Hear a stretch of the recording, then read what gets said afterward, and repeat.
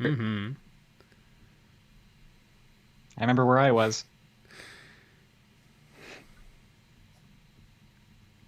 My Uncle Larry, that was his favorite beverage. Mm. I mean, it probably still is. He's still alive. Diet squirt or I don't know if he classic grew out of it. squirt? Just normal squirt. I honestly Classic. I like diet Oh, we squirt don't. more than classic squirt. Diet squirt Mm, is a little bit because you sweeter. It's less tart.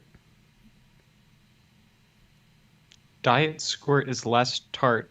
Yes, than full Wow. full body squirt. Hmm. It's probably all the additives. Mm-hmm. Are we live? I think we're live. Uh, yeah. Sweet. All right. According to my analytics, we're doing great so far.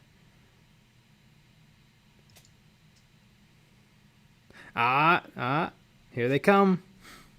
Here they come. Oh, here they come. Pop out chat. Uh-oh. Wait, am I frozen? Doesn't look frozen to me. At least right this second. Okay, there it goes. There it goes. I was just looking at the delay. That was the problem.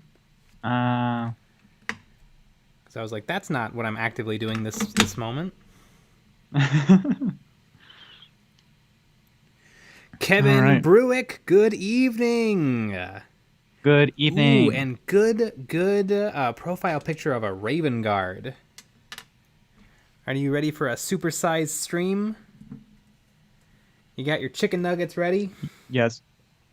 Got my chicken nugs. I got the spicy ones this time. Yeah. First things first, we're painting the Primaris Chaplain on bike. I am going to be airbrushing some silver onto the. Oh God, what part of a motorcycle is this? Muffler? Is that what it is? Are there usually two mufflers? Exhaust? Tubes. We all know from our motorcycle knowledge the tubes. Lucky Bat. Ayo. Hello, Lucky Bat. Love a good Lucky Bat. Top 10 bats. Today we're painting the famous motorcycle tubes. Come stock on every chopper. Sure, you can say. I think you could safely say exhaust. Probably right, because they end. Yeah. Exhaust pipes. Yep. Yeah, but this bike is so big it has 4. Mm-hmm.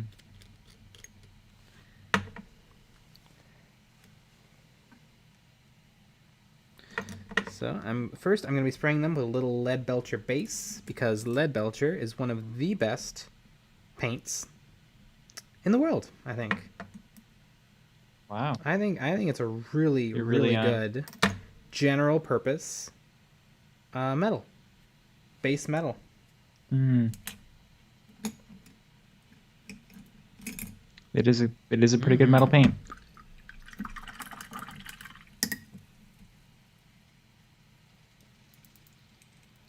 And then I'm going to be doing a little heat treatment. If anybody owns an airbrush, you should absolutely... Oops, I just smacked the camera, so hold on to your lunch. You should absolutely own some Minotaur Ghost Tints.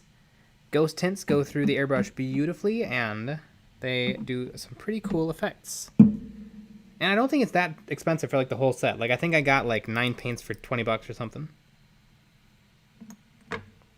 Mm.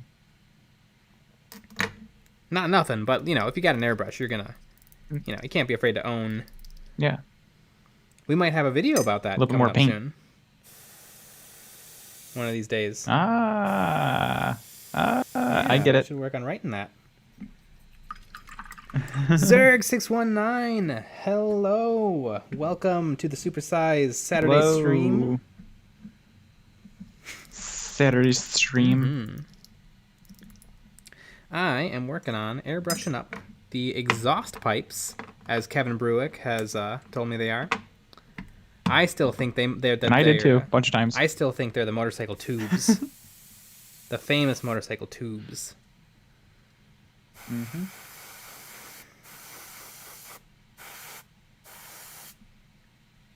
Are they YouTubes? I don't get it. We're streaming on Twitch right now, right? Uh-oh. Apparently, Miniac is alternating between YouTube and Twitch to see which one he likes more. That means which one he makes more money on. Well, you know. No, I'm right. No, you are right, for sure. And I think that's a good thing to do. Yeah.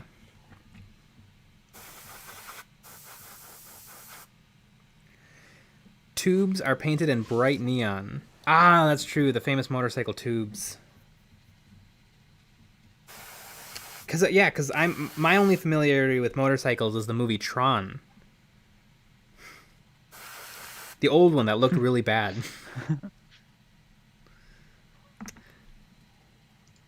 Perfect. Nick, have you ever seen the Tron movie? Like the old one? Nope. You ever seen the new one? Nope. Perfect. Nope. Yep. Not a movie. Yeah. Man, there's a bunch of movies I want to watch, but I just have no time. I got no time. Mm-hmm.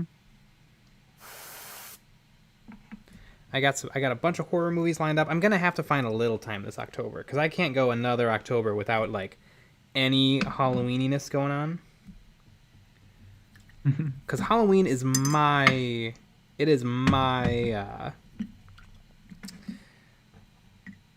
what is the word for it?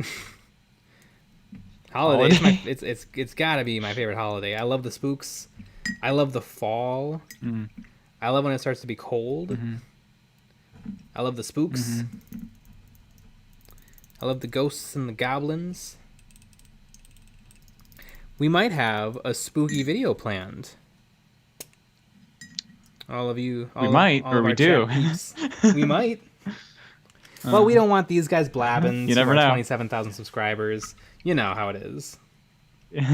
All of a sudden, they all know. They don't bother tuning in. They're like, I get it.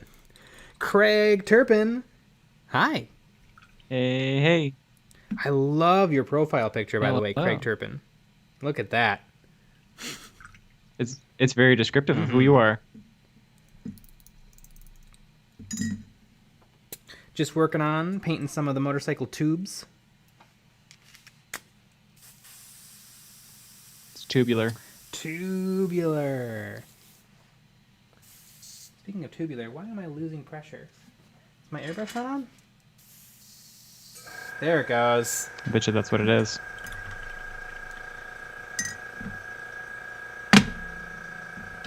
Also this evening, the I can tell you that my airbrush is burps on. per minute should be really high because I have myself a diet squirt.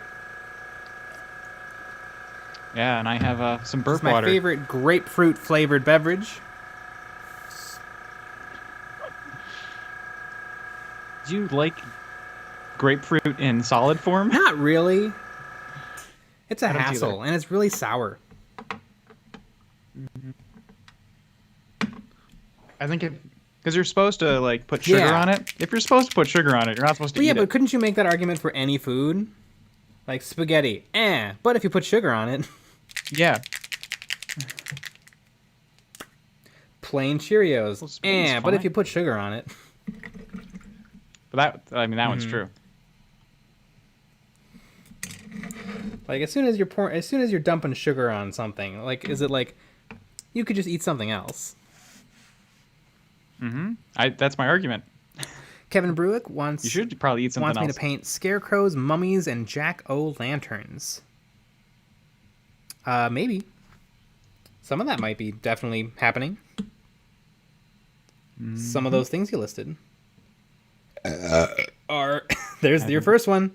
Some of those things are on the docket. Some of those things are in the calendar, if you will. Ah. I don't get it. Me neither.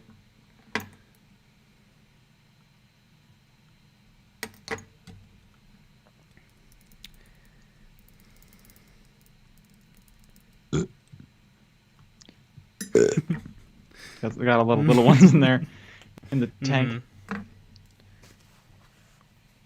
I want as many BPMs as Oh, we yeah. can. All right. Next, I am spraying some Runefang steel And if you look at here, let me show you guys in the model where these exhaust pipes go. They go just like that. So I'm going to be spraying this on the top portion so that the top is shiny, like it's glitting off the sun.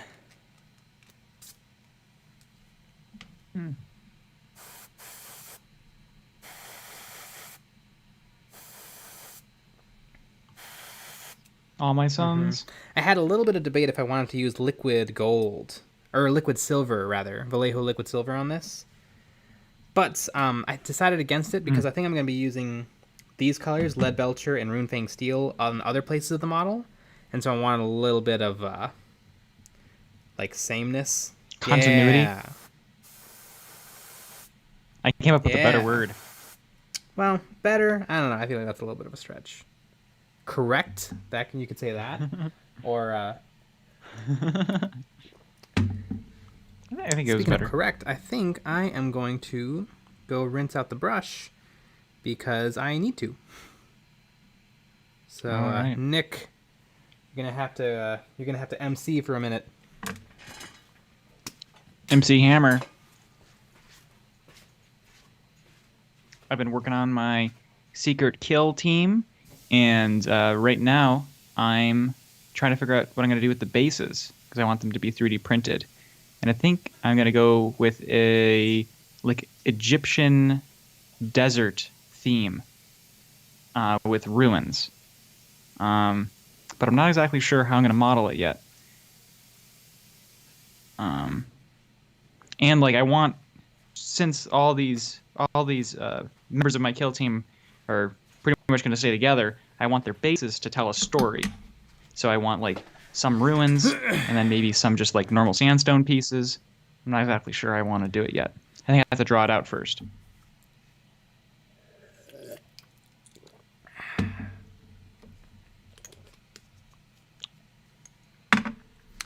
Alrighty. Look who's back.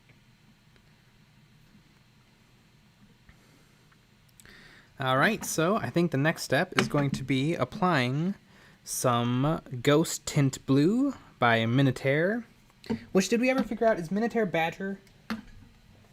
Yeah, Yes, it so this is an is. American-made product.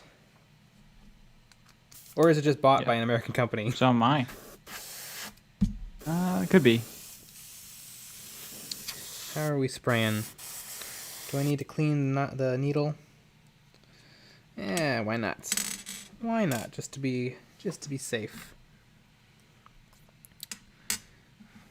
Lucky bat. I hope it'll be really neat. I'm trying to paint this guy Well, I mean, as good as I can. I wanna do a oh, lot of airbrushing. Badger's a Illinois company. Ooh, local. They should give us some money for sponsoring them. For sponsoring Yeah. them. We sponsored them. Yeah. That's how fucking cool we are. All right. Not the other way around. So what I'm trying to do is I'm recreating some of the weathering pattern that you can sometimes see on exhaust pipes that I'm not sure is accurate. I think it's actually done for effect, because I've only ever been able to achieve this effect in like reality by using a torch on metal to give it kind of a blue and yellow look.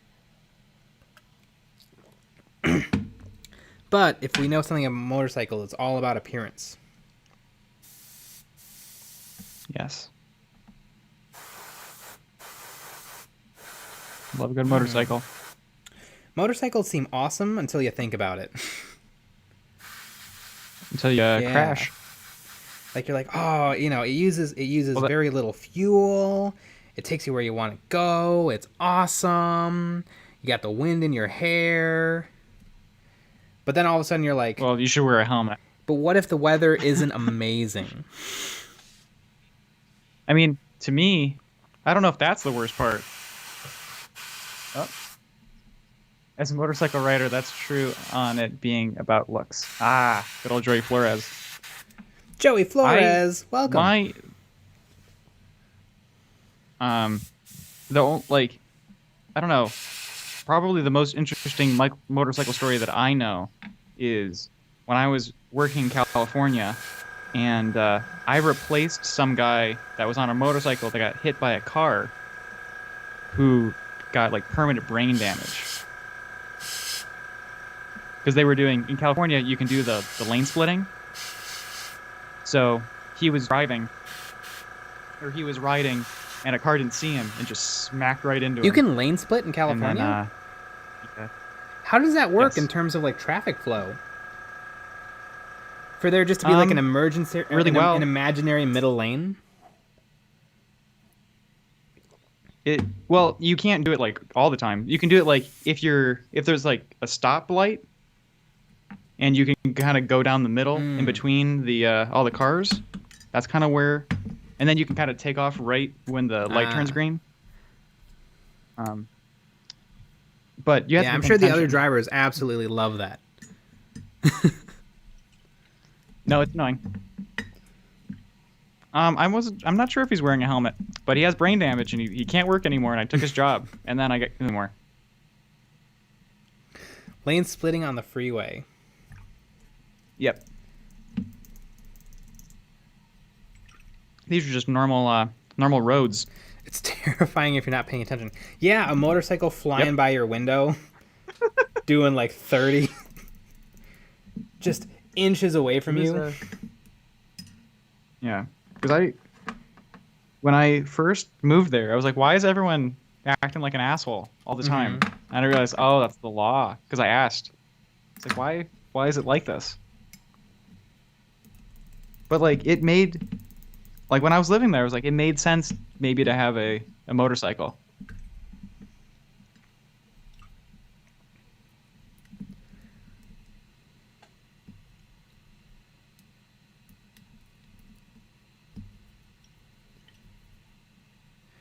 Most Californias give you a little extra room if you're a motorcycle. Yeah, see here we're not equipped for that. There's like 8 motorcycles in the state.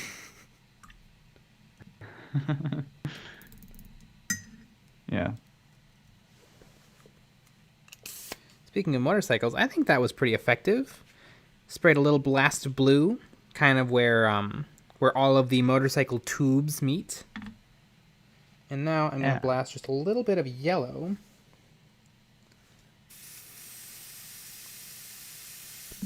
Hopefully I can spray out any remaining ghost tint blue. Dr. Drokel, we're currently in Illinois. The land of Lincoln. I think we're talking about are we talking about California? I don't know. We were. I don't know. We're talking about everything. Yeah. For me, motorcycling is probably the fastest way to get through the Bay Area. Yeah, see, that was the thing. Because for the first time in my life, living in California, I was all alone. I was like, I could buy a motorcycle and I could get to work a lot quicker. I thought about it for a little bit. And then were you thinking, wait a second, is this the same conversation the last guy had in his head? I think so. Is this the exact conversation he had? Because it was either like 30. It would be a 30-minute car ride, or like it could either be like coming home. If I left at 5, like exactly at 5, hour ride back home. If I left at like 6 or 7, like half an hour ride back home. So if I could figure out a way to make it a lot quicker, I would have. But now I don't work there, so don't have that problem anymore. And a lot of people don't work there anymore either.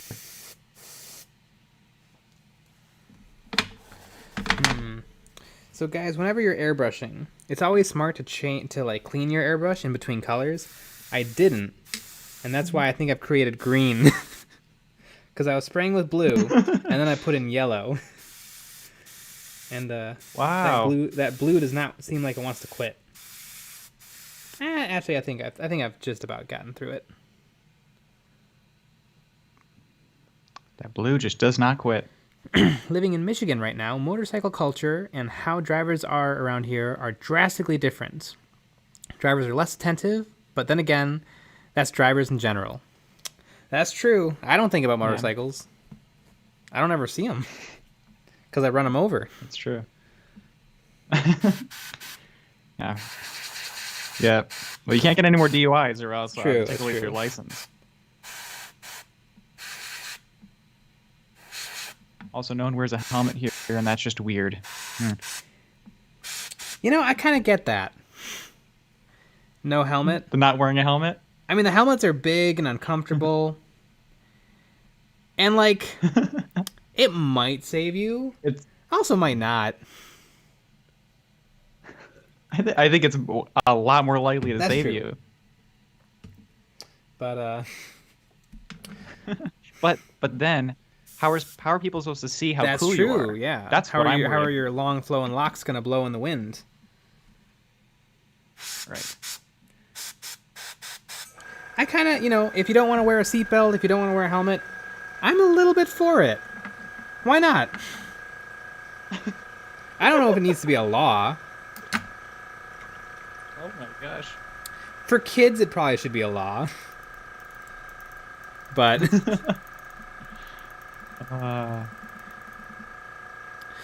there's no helmet laws, but there are seatbelt laws. Does that make sense? No.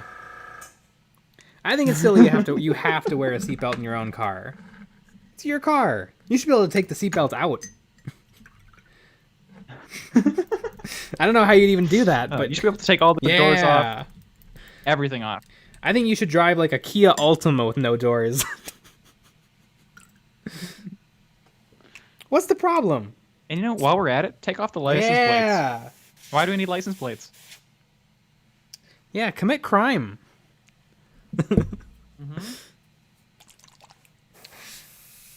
I don't know though. I feel like it's a little like if you're deciding I'm gonna drive a motorcycle, I'm gonna take on all the risks and benefits that are offered.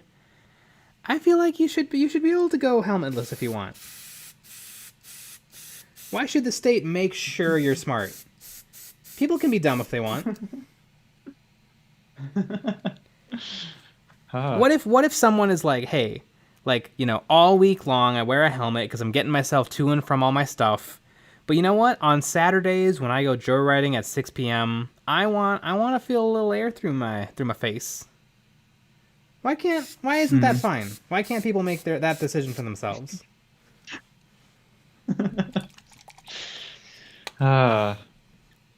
Because we're not a free country.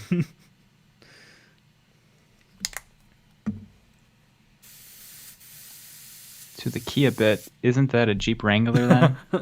Yeah, anything you could take your doors off becomes a Jeep Wrangler. I love driving in a car where you can't have a conversation or air conditioning.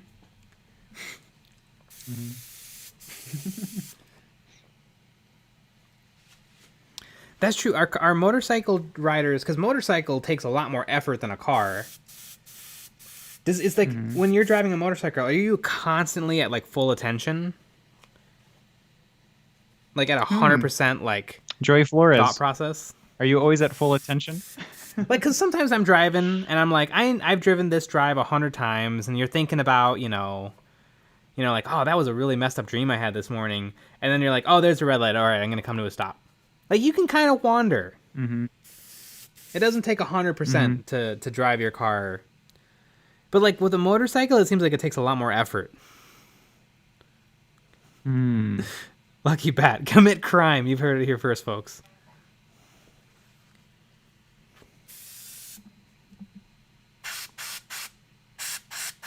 I wonder if do you think it depends on what motorcycle? It might. Because I know like there's some motorcycles that are a little bit more like cars. They're huge. They got the big old. They're like the cop motorcycles with the giant windshield. I never understood the motorcycle cop. What are you gaining by being a motorcycle?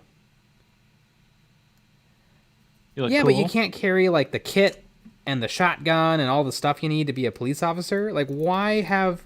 Is that a thing, or is that just a thing in movies? The motorcycle cop. I've definitely seen motorcycle cops. But like, what's the point of a motorcycle cop? Because think about it. You get pulled over. They ask for your license and registration. This happens to me all the time. And then, you know, they go back to their computer. A lot of DUIs, they look you folks. up, you know, and then they decide what they're going to do with you. But a motorcycle cop, it seems like they're just, you know, they're a loose cannon living on the edge.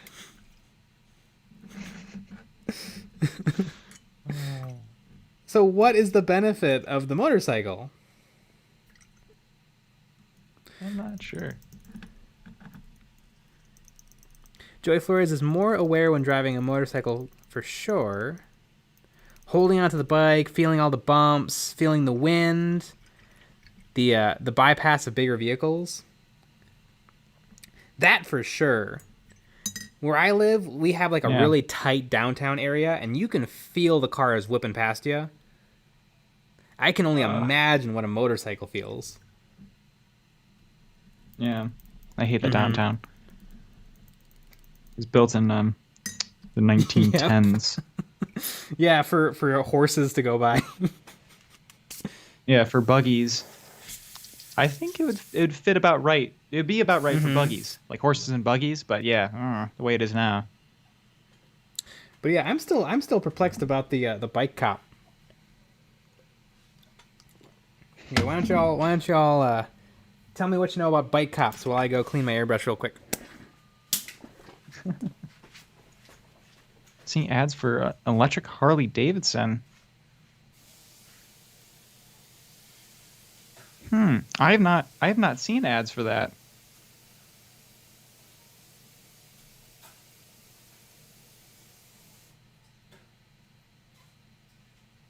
It's actually really interesting. Is it like sleek and sexy, like a lot of the electric vehicles are turning out to be?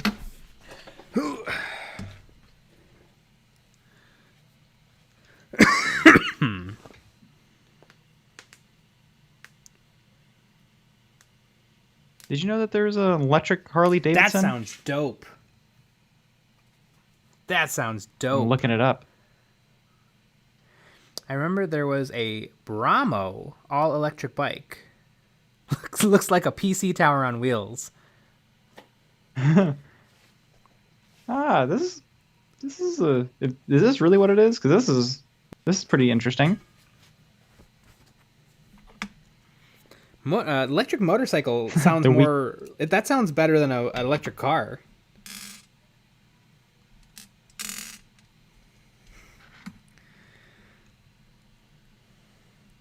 Yeah, looks good. Its weak point is the glass, like all new cyber vehicles. I get it. That sounds dope, though. An electric motorcycle. Mm-hmm. Yeah. That sounds really neat. Motorcycles have don't they have like a 2-piston engine? Isn't that the thing about motorcycles? I'm not sure. I know weed whackers have 1. And don't motorcycles have 2 and then cars have like 6?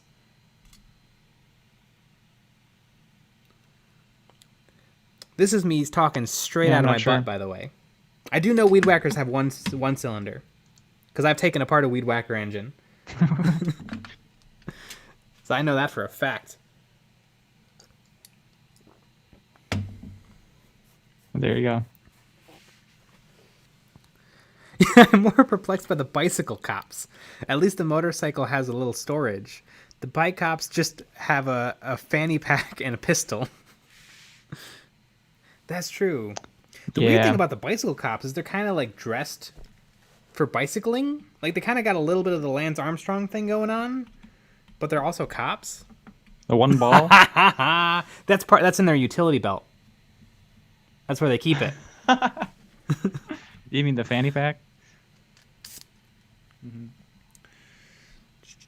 All right, I'm liking the effect I got, but I think it's a little much.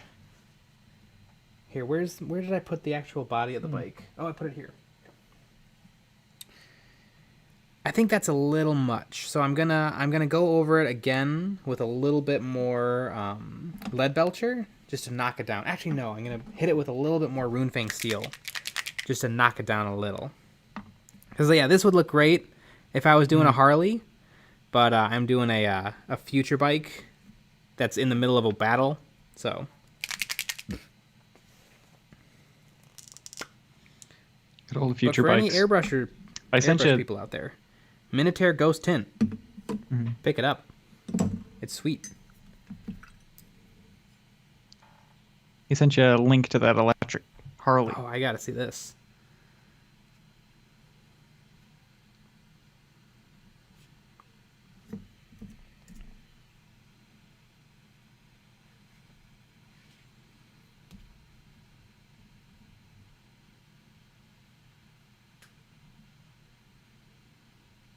Ooh.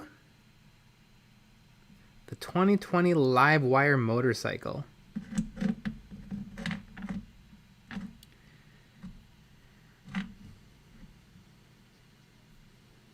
It's expensive. Come on, load faster. Is it trying to load like a 360? Ah. Yep. All right, I'll see this in about 14 minutes.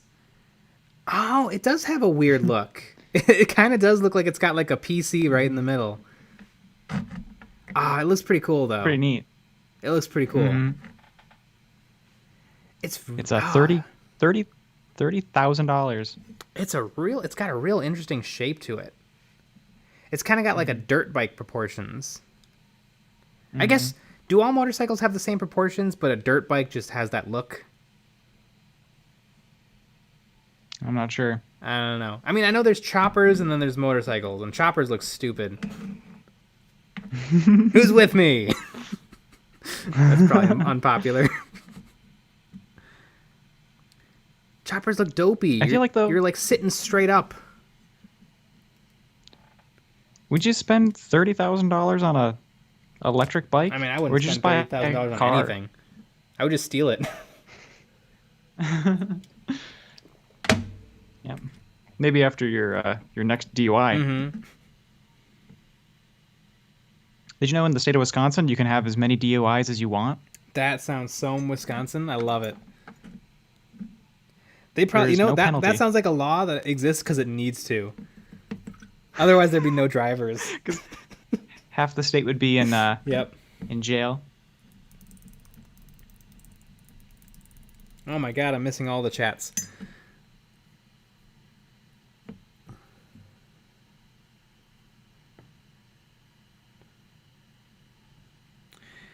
Depends on the bike. Some have 6 pistons. They're even bigger than a typical car engine. Triumph Rockets is a 2000cc engine. Motorcycles are basically engines with wheels. And a brake. That's true, because now that I'm thinking about it, I remember like some World War II bikes that have like a really dopey looking...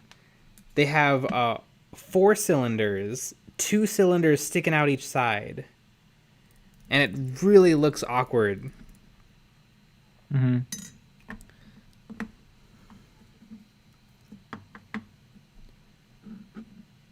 Cars usually have 4 to 8 up to 12. Anybody see the movie Mad Max Fury Road? There was a because they built all the cars for real in Mad Max Fury Road, and to build the big bad guy car, I think it was called the Giga Horse. It had 2 8-cylinder engines that were built into one another. 2 8-cylinder engines. Apparently, it barely worked, but it was a real thing. Interesting. That movie is an absolute is perfection. I mean, George Miller, director of Happy Feet, by the way.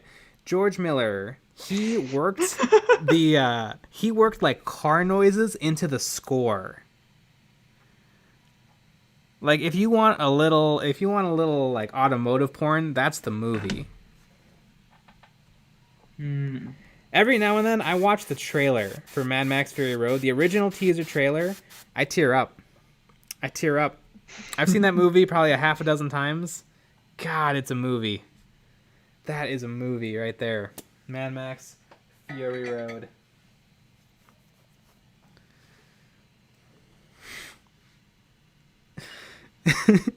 I hear in Wisconsin, if you get, by the way, good to see you, Dr. Drokel.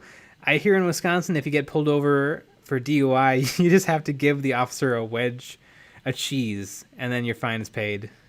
That's true. Most of Wisconsin's economy is based on cheese and the Packers. Cheese-based economy. Go, Pat, go. Dirt bike engines are higher up. The suspension is set for riding over rocks. Yeah, but I kind of see that. I kind of see that in the Livewire motorcycle.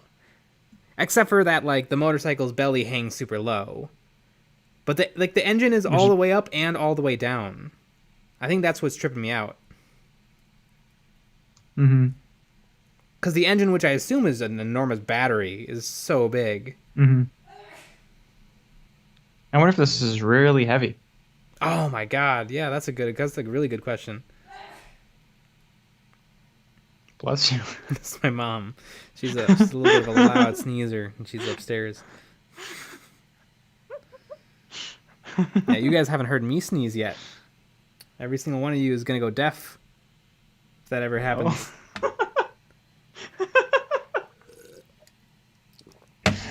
It's okay. I don't have the Rona yet. Ooh. We're working on it, though. Joey Flores. Mad Max Fury Road. Mad Max Fury Road. I went to go see Mad Max Fury Road in 2015. And I walked out of the theater being like, I am so unbelievably lucky to get to watch this movie. Like, it was a life-changing event. Director of Babe and Babe 2, Pig in the City. You're absolutely right, Dr. Trokel. You know what, though? Isn't that the sign of a great director? When you can do anything very, very well. I liked Happy Feet. And I love Mad Max Fury Road. Mm-hmm. I think that's a sign of a great storyteller. You can tell all kinds of stories. Mm-hmm. Yeah, whether they're about tap dancing penguins or about like super high stakes, death races in the future apocalypse of well,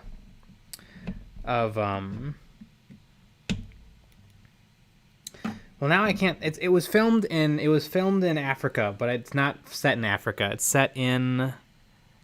God, why am I blanking? Where is the movie set in? It's set in Australia. It's set in Australia, assuming this is the same Mad Max or a similar Mad Max to the ones we've been seeing. Oh, yeah, I think that'll work. Guys. I'm lining up the exhaust with the bike.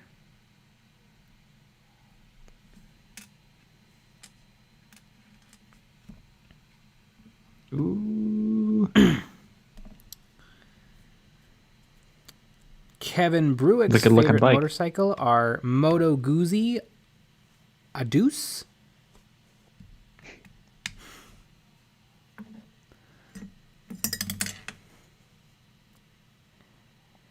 Dr. Drokel, I have played the video game. I didn't finish it because I'm bad at video games. It took me like 20 hours to get through like the first section. It's really fun though. A little bit for me. Well, luckily my Mac can't play it anymore, so I don't have to worry about it. But yeah, that's good. I kind of found it really frustrating that the enemies level up as fast as you level up. Because I feel like part of the joy of video games is like, you start out and the lowest level enemy just wrecks you, but eventually you are one-shotting them. But in Mad Max, the video game, the enemies level up at the same rate you do, so it's always a slog. Every enemy you meet is a slog.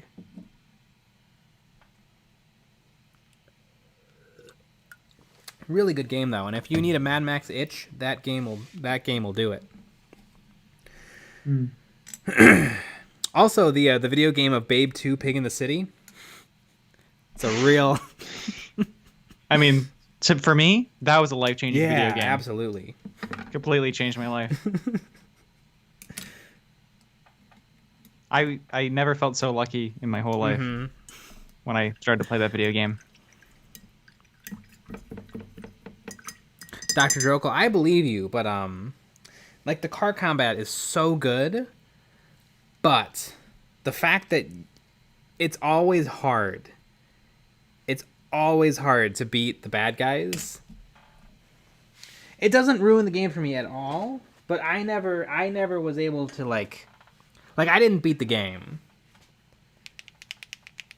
Probably mostly because I don't have time.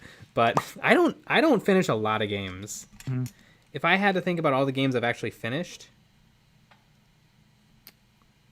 like I am the biggest fan of the game. Come on, you can think of it. Come on. You can do it. Fallout. Yep. Fallout New Vegas. I am the biggest fan of Fallout New Vegas in the world. I have 200 hours in Fallout New Vegas. Never finished it. Never finished it. And that's fine for me. Because I love the thing I love about New Vegas is like the role playing and the wandering around and the looking at stuff, and getting my perfect loadout, doing side quests. Oh, I should try to make sure I'm paying on camera.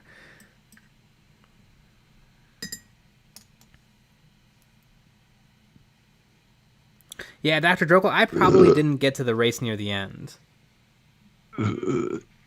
But I love it. I always picked the I don't know how to describe like the types of cars, because they give you 3 options. You can get the classic interceptor body, or you can get something a little bit more truck looking, or you can get something a little bit like more race car.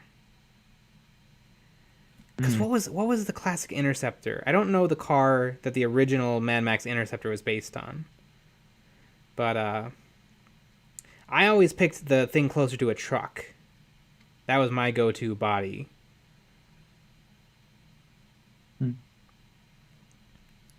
Also, Dr. Droke, one thing I found really annoying in the game was it tells you when you found all the scrap.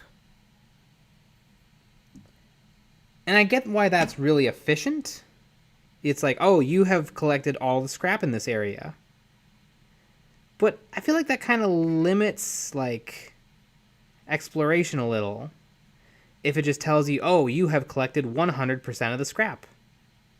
Oh, good, I can leave now and never come back.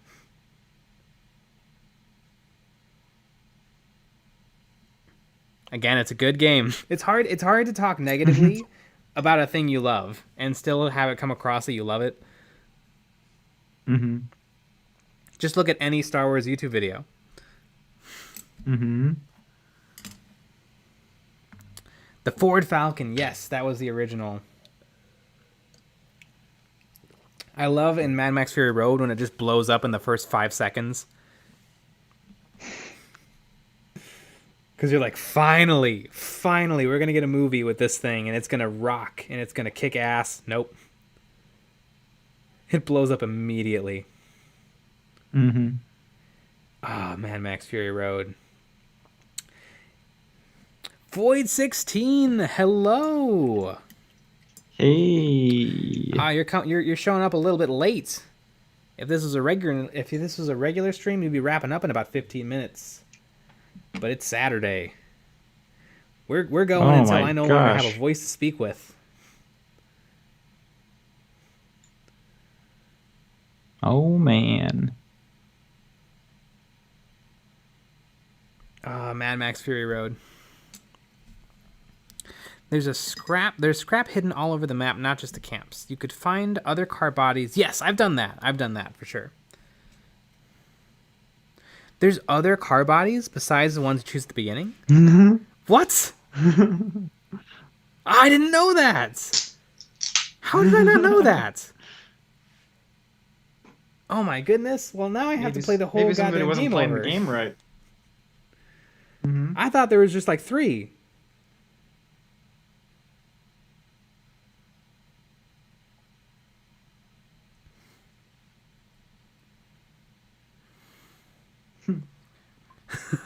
You have to respect any game that has a bad guy named Scabrous Scrotus. Yes, you do. That's pretty good. I love it. I think that character model was the inspiration for Necromunda House Goliath.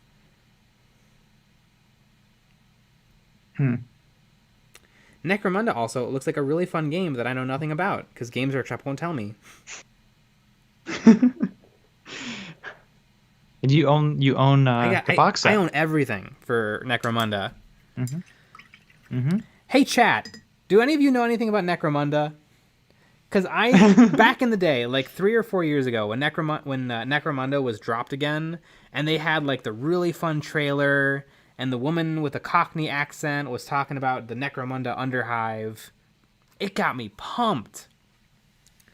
And then I got it, and I painted the models, and I started reading the rule book, and I didn't quite get it. Like, it looks like the easiest thing. Like, you buy one box, that's your whole army. But I can't figure out anything about it. Is there anyone on YouTube playing it? Is there anything about this game anywhere? We even watched the videos from Games Workshop. Yeah, the official videos. And they don't make any sense. Yeah. Dr. Drokel, as soon as I figure out how to play games on my Mac again, I think I might have to look for some of these alternate car bodies for Mad Max.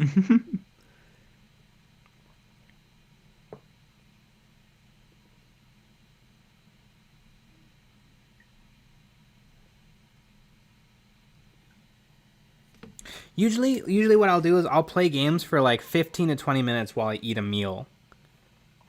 That's been my new thing, is I'm going to eat, so I'm going to give myself a break. And I'm going to finish this hot dog or whatever, and I'm going to play a couple rounds of FTL. It's always a hot dog. Because my stupid Mac can only play FTL. And Terraria. And Terraria, that's true. And Minecraft. I've heard of Fromunda. What on earth is Fromunda?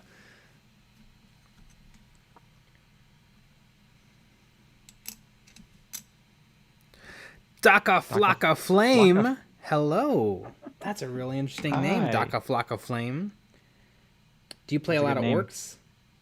Because I know orcs are famous for their Daka. It's a type of cheese. Oh my goodness. Daka Flocka Flame is a type of cheese? No. Oh, Fromunda. Fromunda. That makes sense. That makes more sense. Yeah, I don't know why you guys like tune in every night. I don't make any sense at all. Oh, cheese from Unda. I get it now. Orcs are my favorite. Well, Daka Flocka Flame, you have a friend in Nick, the co-host, because he is a big orc player. Well, when I play the game. How many orcs do you theoretically have if you had to give a points value to it? I probably have, I don't know, 4,000 points. 4,000 points? That sounds about right, I think.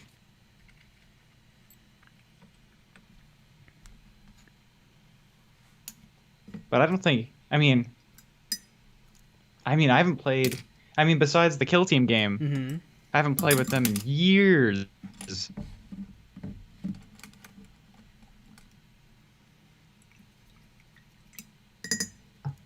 Yeah, I really want to repaint them all. And rebase them all. Why is my paint drying out? That's lame. I put some paint on my palette, and then 2 hours go by and it's starting to dry.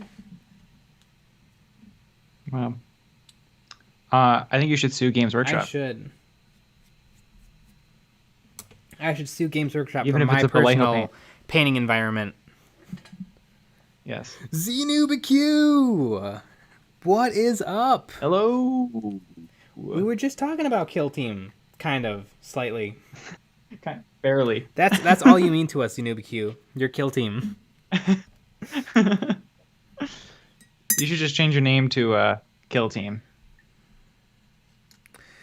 Daka Flocka Flame is not looking forward to rebasing the boys, but you're looking forward to them not falling over. That's so true, Daka Flocka Flame. I've got all my orcs on 28s, and they monkey in a barrel every time I try to get one of those guys off the table. Mm-hmm. The 28s are too small. Mm-hmm. Well, even just playing one baby game of Kill Team with the orcs that I have redone with the new bases, it was much nicer. Yeah. It was just so much nicer. Yeah, 28 millimeters are left over from an age where models were a little smaller.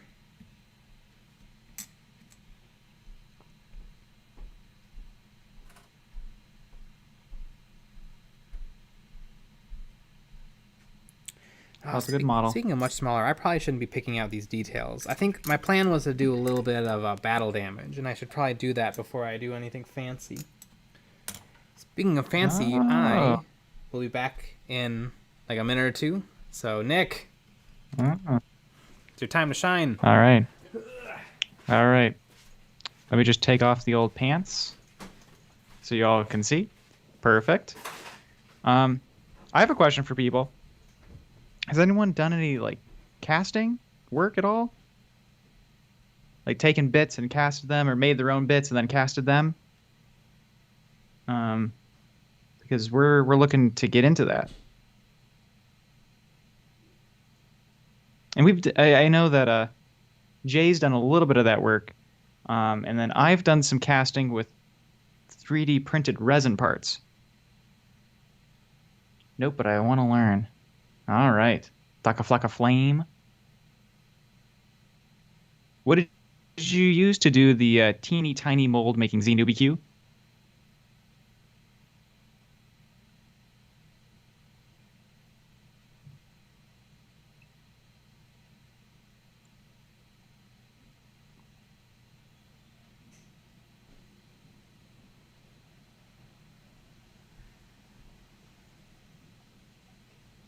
So I've used like 2 different types of the smooth-on silicone. I've used like the fast setting one, the slow setting ones. Oh, crap balls. Good old crap balls. Not bits, but I've resin cast quite a bit of stuff. Used to build replica movie props as a hobby. Pretty neat. I was asking about casting. The new Kill Team support announced. Is that like a supplemental material to Kill Team? By the way, Xenobq, since you're the Kill Team guy, is there more stuff I need than the rulebook? Like, have there been FAQs or erratas?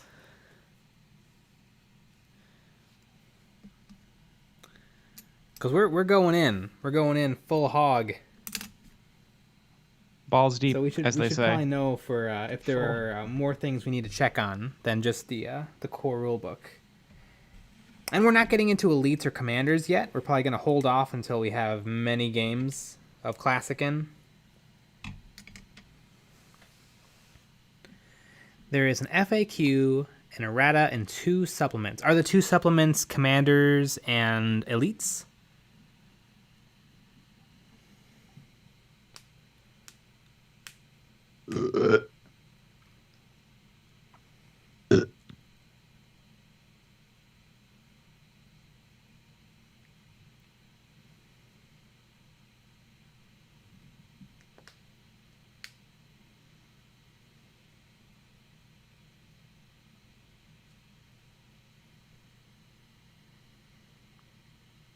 The FAQ and errata are worth looking at, and yes, elites and commanders are the supplements. And there's also the annual.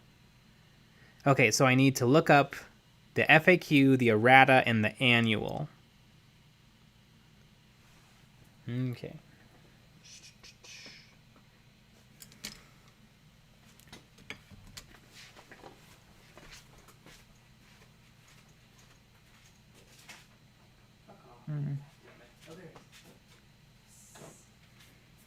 If you're looking at just casting small bits, I would get a 2-part mold making putty instead of portable silicone materials.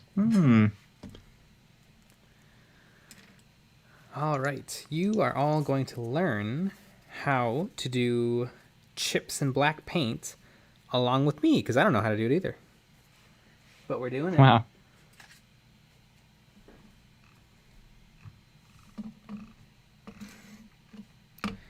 So I think We're doing it. First things first, I am going to do a little bit of light stippling with some foam of a very light gray. Perhaps Stonewall Gray, which is one of my all-time favorite paints. Vallejo Stonewall Gray.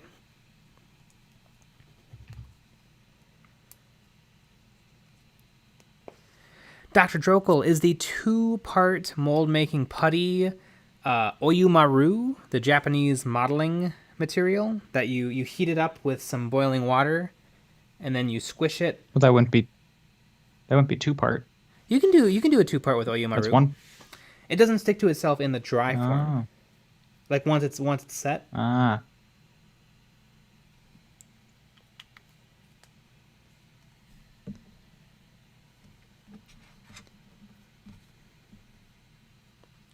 Blue stuff. Yes, Dr. Drokel, blue stuff is Oyumaru.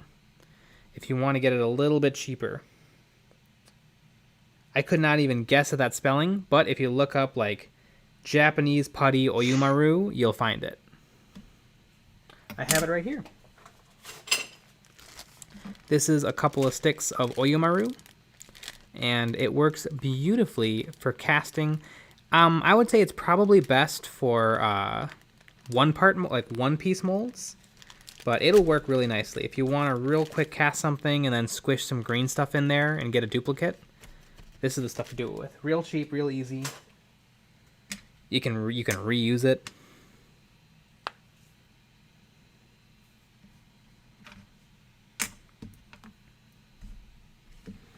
All right, let me see if I can get this on camera.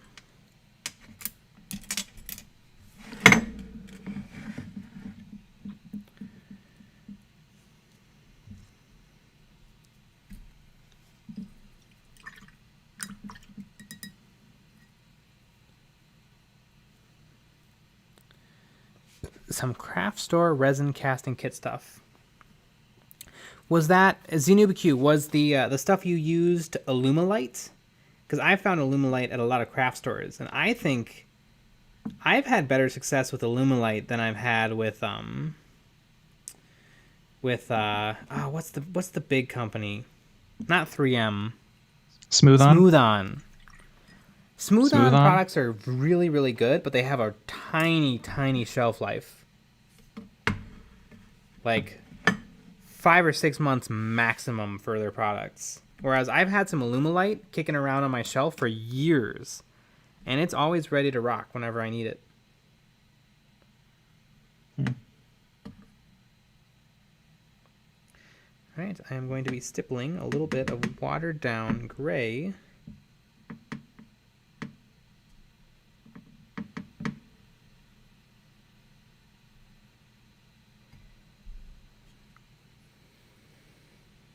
Void16 has a question. What should I do with my orc? I accidentally cut off a little that I didn't mean to, and I don't know where the piece went. Well, what piece? If it's the head, you're a little bit out of luck, but if it's anything else, you can probably just call him Stumpy and say he only's got one arm. Everything.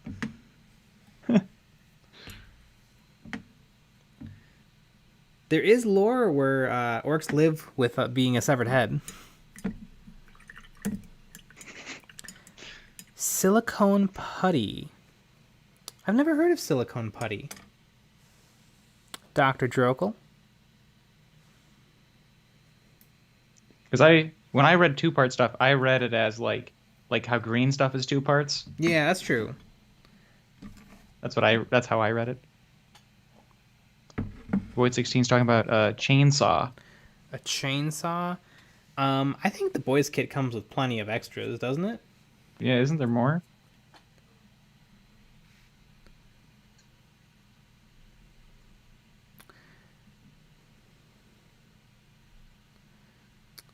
Lucky Bat has used silicone putty Lucky before. Bat? What is silicone putty?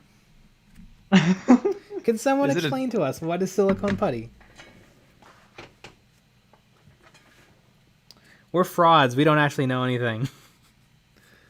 Well, yeah, that's how it works. It's all about winging.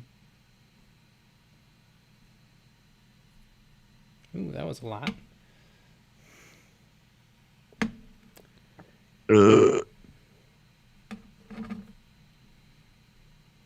Yeah, 2 parts like green stuff, but it comes in 2 different containers.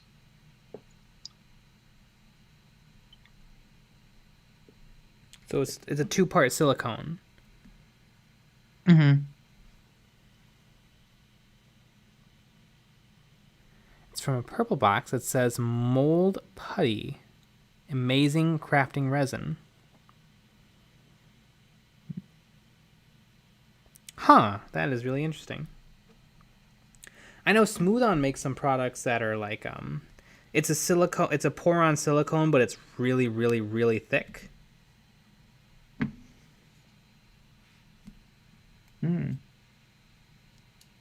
Thick.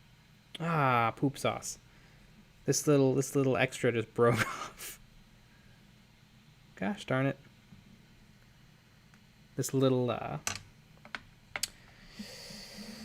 reliquary. So I'm gonna try to glue it on real quick. Love a good poop sauce. Mm-hmm. I've had really good success casting things with Oyomaru and green stuff, or blue stuff and green stuff, or else for best results, 2-part silicone, is going to give you probably almost flawless results, but for pretty expensive. I like the 1 quart trial size that they offer, because usually that's big enough. That's enough to give you like 2 really good, 2-part molds of something small. But you got to use it quick because it does not have a shelf life. It's definitely not a pour-on. It's more clay-like. The putty is more likely to have air bubbles in the mold, and they will be tiny and unnoticeable when casting tiny parts. It sounds like it's kind of doing the same work that blue stuff or Oyumaru does. Mm-hmm. But you probably don't have to heat it up. Yeah. But and I bet can it not be reused? Probably. That's my bet. Mm-hmm. But I wonder if you get better quality. Probably. Oh, I just smacked the camera. I guess it depends on. Is it like warm like when you warm up silly putty, you can really squish it? Is that the consistency? Because then that'd probably be more squishy than, the other stuff. You can use Sculpey clay, press the part in, pull it out, bake the mold in the oven, and then make tons of green stuff parts. I'll have to try that, Dr. Drokel, because I have some Sculpey. Speaking of Sculpey, so I'm painting a model, and so we're going to try to do some scratches. And as you can see, I have stippled on a little bit of a light gray. And so it's tricky with black and white. Everything is easier with color, but I'm going to be using my stippling to show me where to put my shadows. And then I'm going to be filling in with a little bit of metal paint. So let me try to show you guys what I'm trying to talk about. So let's look at these scratches that are on, I'm going to call this probably the fuel tank. This little ball right here, this round part. So I'm going to gather a little bit of watered down black on my paintbrush. And then I'm going to try to pick out underneath a lot of the spots where the light gray landed. And it doesn't have to be perfect because the stippling was done randomly. Just a little bit like that. I'm going to do the same thing on this gas tank. Oh, this is the gas tank, isn't it? You guys, I don't know anything about vehicles and motorcycles. I saw Mad Max once. And then 6 more times. Saw it more than once, yeah. But yeah, this would be the gas tank on a motorcycle, wouldn't it? Maybe both of them are. It isn't real. It doesn't actually work. That's true. All right, so now I have a top and a bottom. Here, let me show you guys for real. I'm not doing a good job on this model. What is something I can paint on? All right, let's look at this bottle cap. This is a black bottle cap. So I'm going to sponge on my initial battle damage.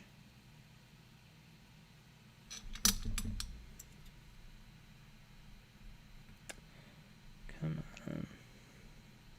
Zenubihue says, one is the gas tank and the other is the nuclear reactor. Dealer's choice. All right, so that's going to be my scratches.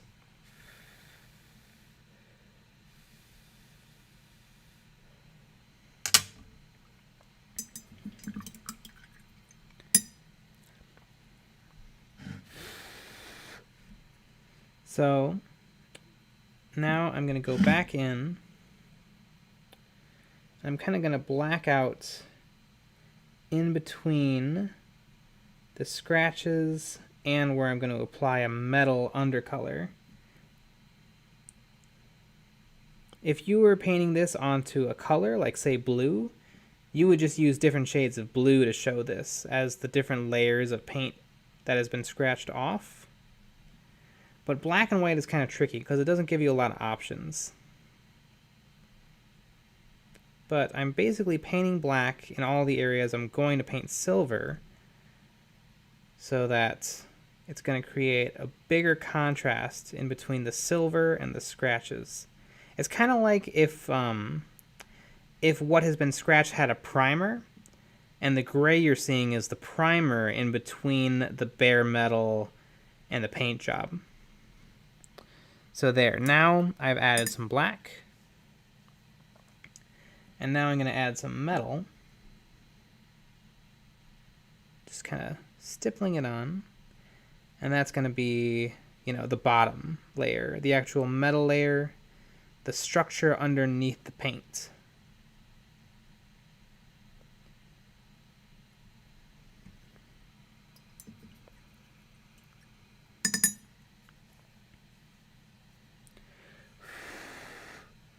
And then I could even throw just a little bit of Runefang steel to brighten the metal up a little more. Yeah, so that's what I'm doing.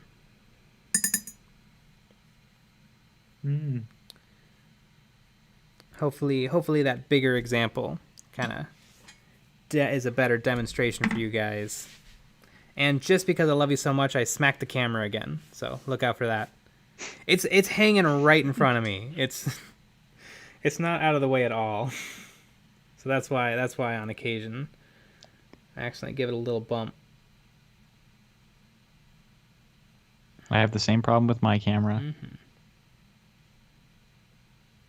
Void 16, what works do you already have? Me? Or you? Void 16. I have. Well, no, I'm asking Void 16. Oh, okay. I care about you. Yeah. Because Void 16 was asking what work set that they should get next. Well, what do you have, Void 16? Because me and Nick both That's know what I asked. a fair bit about orcs. we could set you up.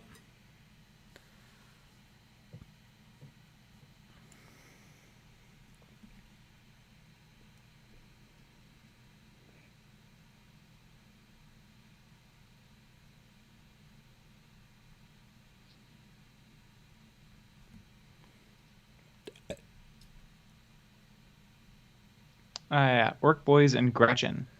Orc boys and knobs. Yeah, I get some knobs.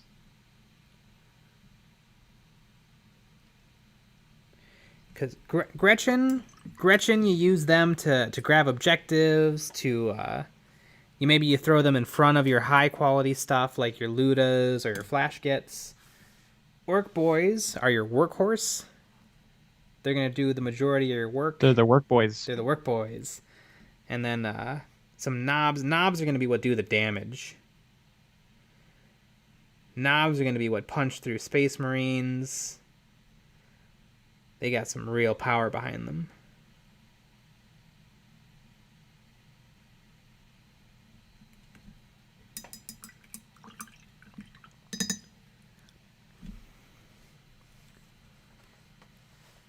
Zenubq has an army of sort of painted Dark Eldar. Don't we all? Dr. Drokel, you may not go off subject. What do you think this is? Yeah. Buck Rogers is playing all on my 40K TV all the time. in the background. And damn, Aaron Gray was beautiful in the 80s. I don't know who Aaron Gray is. But I'll take your word for it, Dr. Drokel. You are a doctor after all. You know your stuff. PhD. Mm-hmm.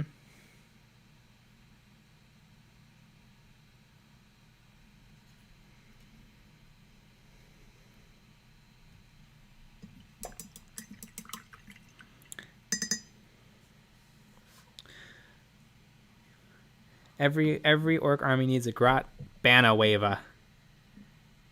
Kevin Bruick, isn't that a newer model that comes with Gazgul? The Grot banner person? Because I know in classic lore, he had a little Grot friend that he sat on and killed, Gazgul.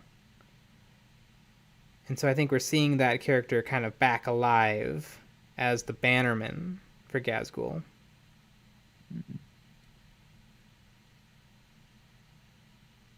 Daka Flocka Flame. Goodbye. Aww, We'll see you later. Daka Flocka Flame. Thanks for joining the stream. It's a great name. Daka Flocka Flame. I wish I had such a cool name.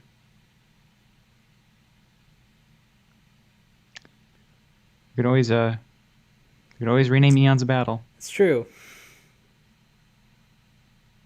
We're now called Watch Mojo, everybody. That's the new name I just came up with. Wow, that's such a great name. Mm-hmm. Watch Mojo. Wow. It's such an original name. It really is. Yeah, and we're only going to be talking about movies and making top 10 lists. I hope that's fine with you guys.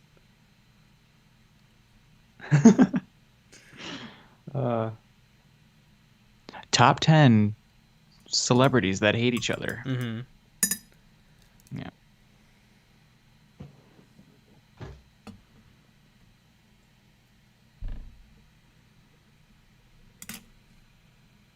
I liked for what video did we do? You have to start somewhere. Mm-hmm. I came up with a bunch of fake names that we were thinking about, and "Oops, I hobbied again." Oops. Was hobbied again. I made my mistakes. I think that was the best. Mm-hmm. That was the best possible name that we could come up with. Oops, I hobbied again. That is pretty good.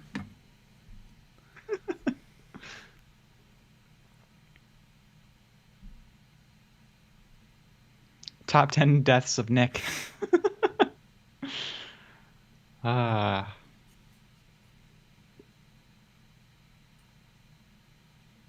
number 10 will surprise you. Mm-hmm. Oops, I hobbied again should be the next stream title. That's not bad. Honestly, that's what the stream should be called. It should be. It's Eons of Battles. Oops, I hobbied again. Live stream. One thing I'm a little frustrated at YouTube about is it seems like we don't get a lot of like ability to like on our channel. You just see every video. I would love a little bit of like customization. Like I kind of would like to hide the streams a little. Because most people who visit probably aren't looking for the streams. They're looking for the classic videos. There's ways to do it. There's ways to do it? Mm-hmm. While still letting the streams be there? Yeah, you can just organize it all and do a good job. So when people click on like, all videos, you can even alter it there. Oh, no, you can't fix that. Yeah. Nope. Like I would love every all channel, videos. every channel when you click on like the channel profile, I would love that almost to be like its own website. Where like everything is that's what YouTube used to be. Yeah, where everything was available to the content producer. That's how it used to be. Yeah, now you can just make it more like you can make it like playlists and stuff, and Yeah. you can add what's in the playlist. But yeah, if you go to videos and all videos, you see all the videos. Yeah, and that's usually how I search. I immediately, whenever I'm on a channel, I immediately skip like, the homepage and go right to all videos, and I just click on the first one and then let the algorithm generate more content for me.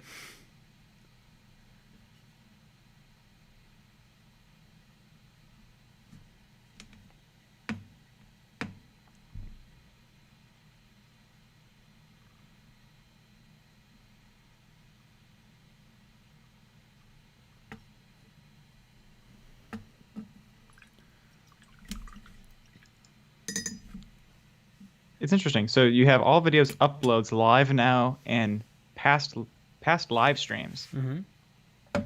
I wish in uploads were just uploads and past live streams are under past live streams. Not both. Yeah. They're under two different categories. Ooh. No, there's a channel that I watch that their streams are not present in their upload list, but they show up in their playlist on their channel under the playlist tab. Huh. Yeah, that's kind of exactly what I'm talking about.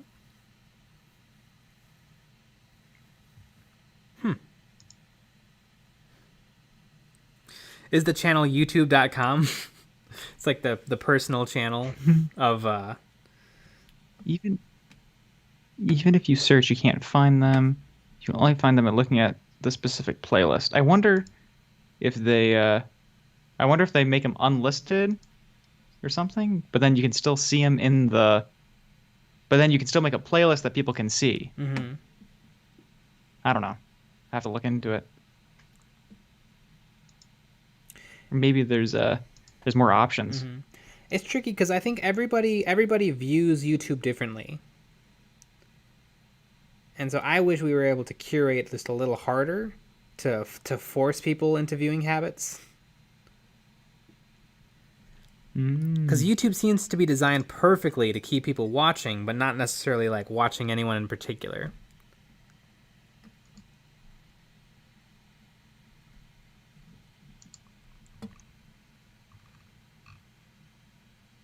Dr. Drokel, I know. I watch retro blasting all the time. Dr. Drokel, let's geek out about retro blasting for a few minutes. I love whatever the guy who runs retro blasting, because he has a particular voice where it sounds like everything he says is just dripping with like sarcasm and malice. But like, he's not a bad guy, although he hates the new movies, but I won't hold that against him too much. He's wrong, but like whenever he's talking about like a Kenner's, 12-inch figure or something, it just sounds like he's talking about the end of the world. And I kind of love it.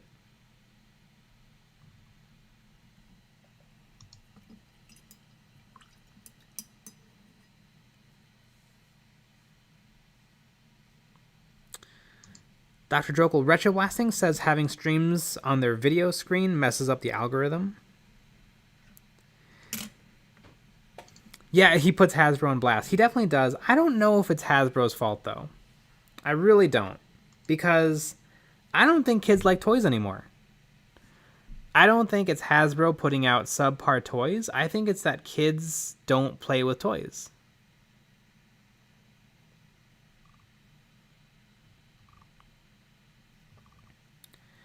Because I think a video game is so much better than any toy. So like, you're gonna play Call of Duty 7, and then you're gonna go play with your G.I. Joe. Like, you're gonna play with your hyper-realistic airsoft gun. You're not gonna play with your Teenage Mutant Ninja Turtle.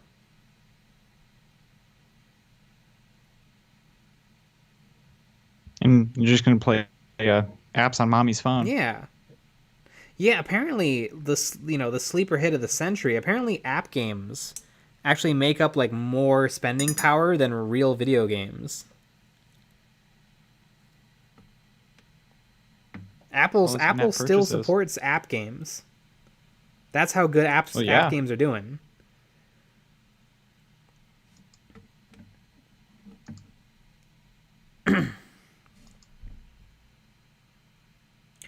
Also, I would like to say that Retro Blasting has a theme song that's like 60 seconds. It's outrageous. Like, I'm looking for like 5 seconds. If you're gonna have a theme song, like 5 to 10 seconds max.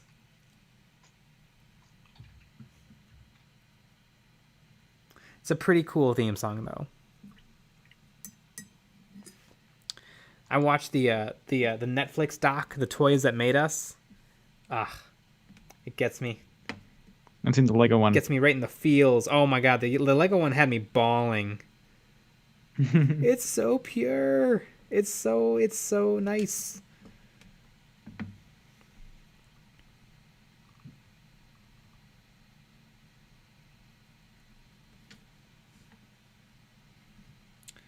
But yeah, I don't think toys are it anymore.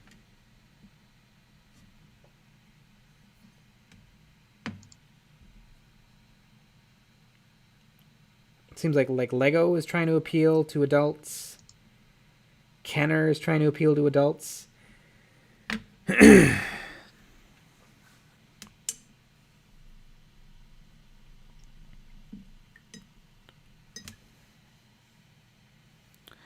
Yeah, but who's putting out action figures for $4 or $5?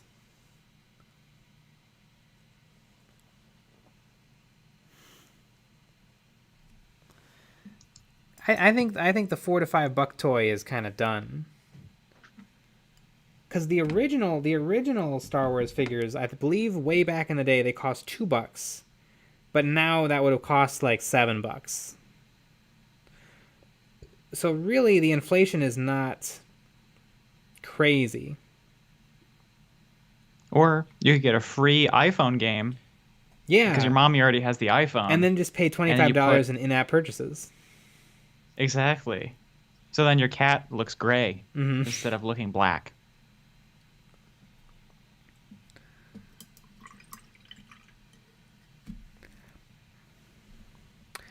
Lego is the largest producer of toys in the world? Tires.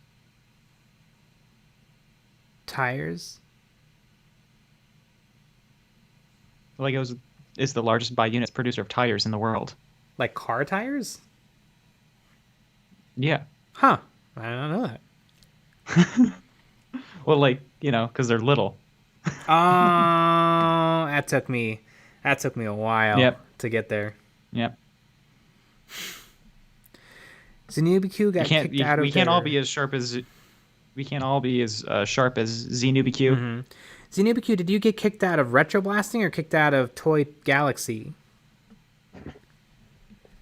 Because I'm mad respect if you got kicked out of Retro Blasting. No, they get a kick out of it. Oh, I thought you got kicked out. Like they got mad at you because you liked Star Wars too much. And they're like, no, the new movies are awful. Like Retro Blasting, they hated Han Solo. So, and if you don't like Han Solo, I don't think you like Star Wars.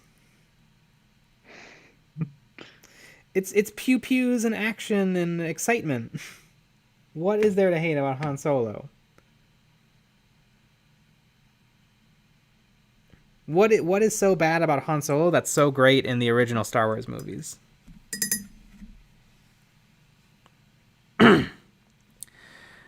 Dr. Jokel, $5 adjusted for inflation is about $12. I feel like $12 is what they cost. The Black Series figures aimed at adults are $20, but not the off the shelf toys.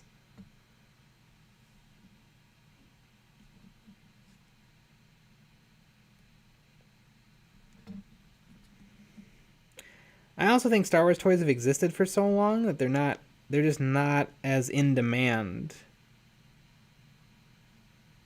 as they once were.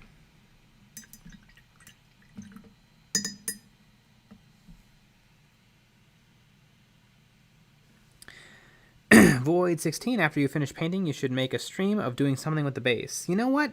I tried that first day to build on stream, and I didn't like it. The nice thing about streaming painting is, you know, you've got brushstroke, brushstroke, brushstroke, brushstroke. It's basically a million brushstrokes. And so there's plenty of areas of room in there to pause, to read a comment, to talk to someone. But when you're modeling, it's kind of like, okay, I'm going to drill this hole, and then I'm going to scrape off this area. You kind of set yourself up a bunch of, like, kind of larger projects, and I feel like they don't fit quite as nicely into the streaming format. So, streaming painting. Streamability? Yeah, streamability. I think streaming painting works really nicely, but I don't know how nicely streaming building works.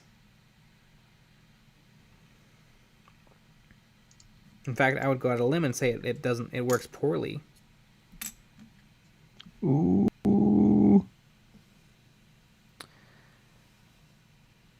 Oh, I've hit a nerve with Dr. Drokel. Hasbro shoveling non-selling Star Wars toys into Toys R Us was a secondary reason they were shut down. I don't believe that, Dr. Drokel. The Star Wars aisle at Toys R Us is like half of one aisle.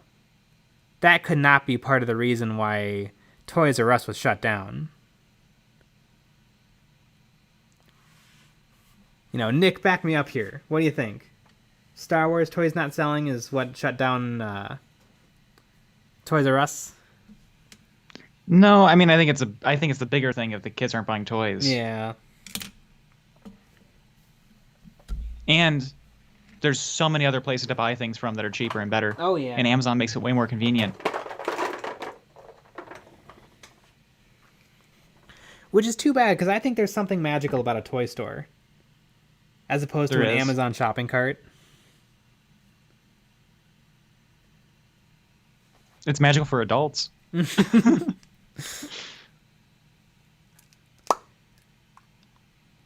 you can be like half naked, just putting stuff in your Amazon cart. Yeah.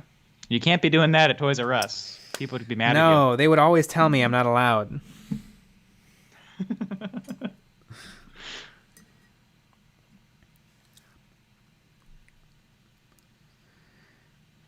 Joy Flores, I think I'd be building and then going over and painting the model for the base. I usually do them both at the same time. I do all the modeling together and then all the painting together. But in this case, I didn't have the time to properly build the base before I started painting the model. So I actually don't know what the base is going to look like for this guy. But it'll probably be a slightly raised base with a little bit of a cat litter and sand to kind of build used up a little cat volume. litter. Used cat litter. That's the good stuff right there. Nick supplies it to me. You always want it with a tinge of piss. Because Nick uses a cat litter as because he doesn't have plumbing. Yep. Oh, I don't have plumbing at all. I don't believe in it.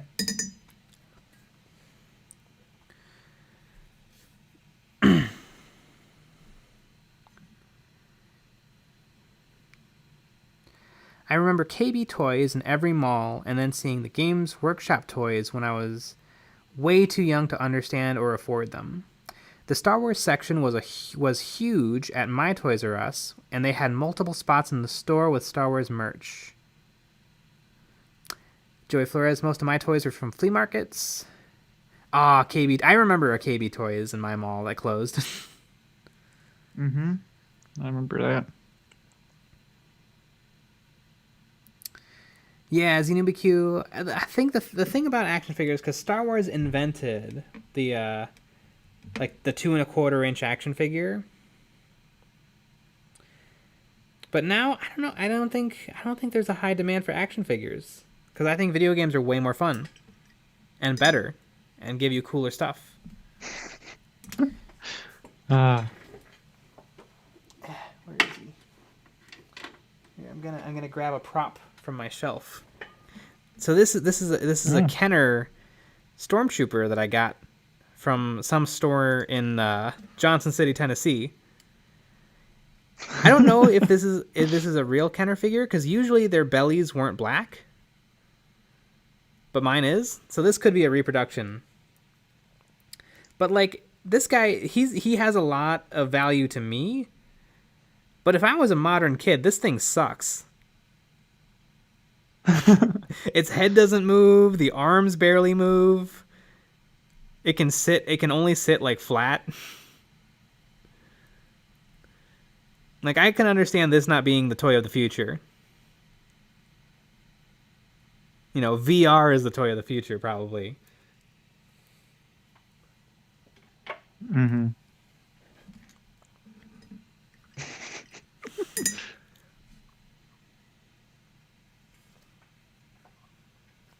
Good old everyone having an Oculus. There was a kid when I was a kid. There was a huge store called Children's Palace. Children's Palace. Well, I know why Children's Palace shut down.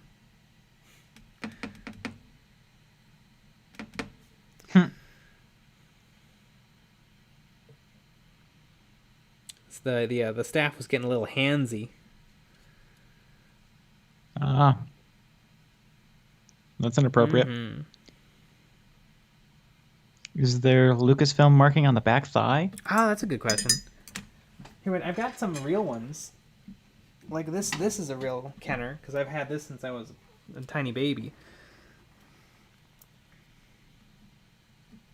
It says OMFG 1977 Hong Kong.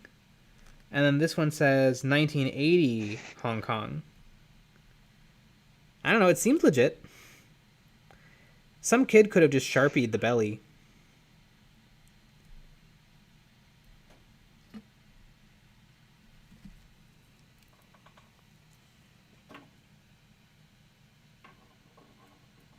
I have no idea if there's how to tell.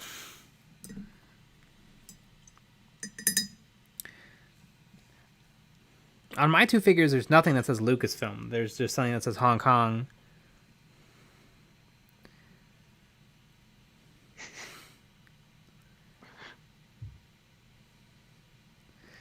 Jay, don't sell me my memory of Children's Palace. Aww. Whoops.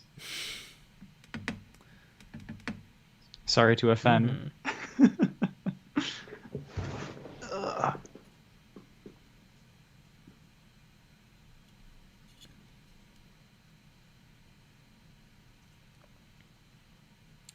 I think for me, the big toy store probably was a Toys R Us. I don't remember any other little stores.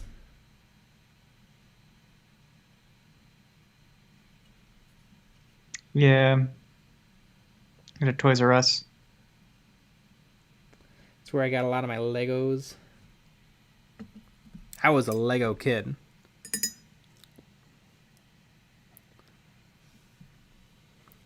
ZNubiQ, I think the slightly older kids move towards video games, whereas slightly younger kids still play with physical toys and action figures still have a place there. I don't think... I remember when I was a kid, and if we went to like a restaurant, like an Olive Garden, you know, something really fancy, you would see kids with toys. They would bring like action figures or stuff with them if their parents are bad. But then... like now, all I see is like kids with phones. That's a good point. Or like iPads. That's a good point. For me, my parents wouldn't let me bring toys, but they would let me bring books. And so I would bring... You ever seen those Garfield comic books where they're kind of short and long? And so I would have a Garfield comic book with me everywhere I went.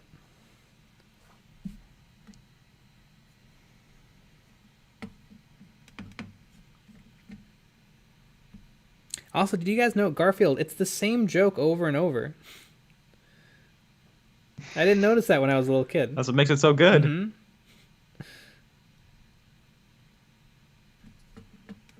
I remember when you went through them all. Mm-hmm. Like you found them online. Yeah. And you read them all. I only read like 1,000, and then I got it. Yep. Oh, they're all the same joke.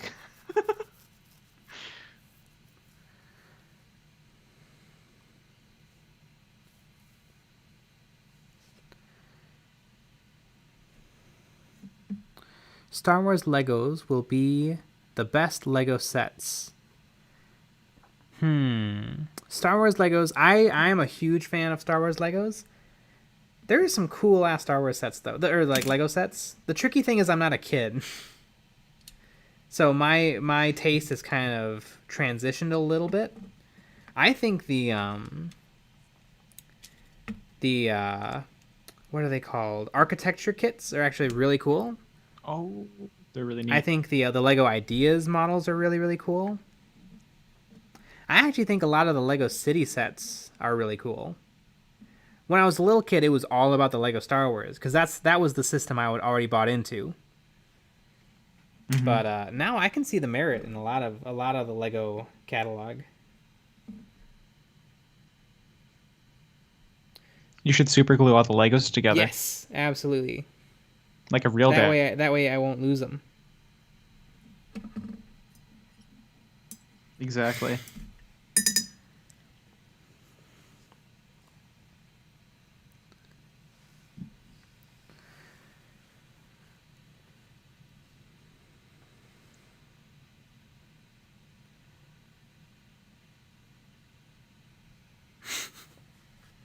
What's the best... Nick, what's the best Lego Star Wars set you ever had? I don't know. I don't know off the top of my head. Top of your head. I think for me, I got I think it was 2007. The Lego MTT. See, I could never do that. Yeah. It was the droid. Yes, the big. That's what I was thinking. Yeah. Of. But I was gonna say brown thing with droids in it. Yeah. I don't know. 2007. That was the best Lego set I ever had in my life. It came with like a dozen battle droids. You turned a knob and they all came out the front. That was a Lego set. Mm-hmm. Lego came out with a new one a couple years ago, and it stunk. It came with like 4 battle droids.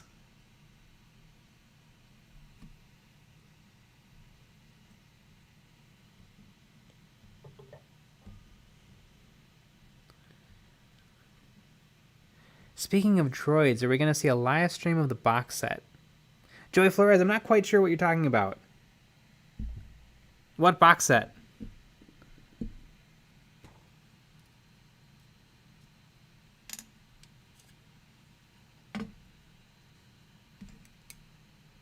Very true.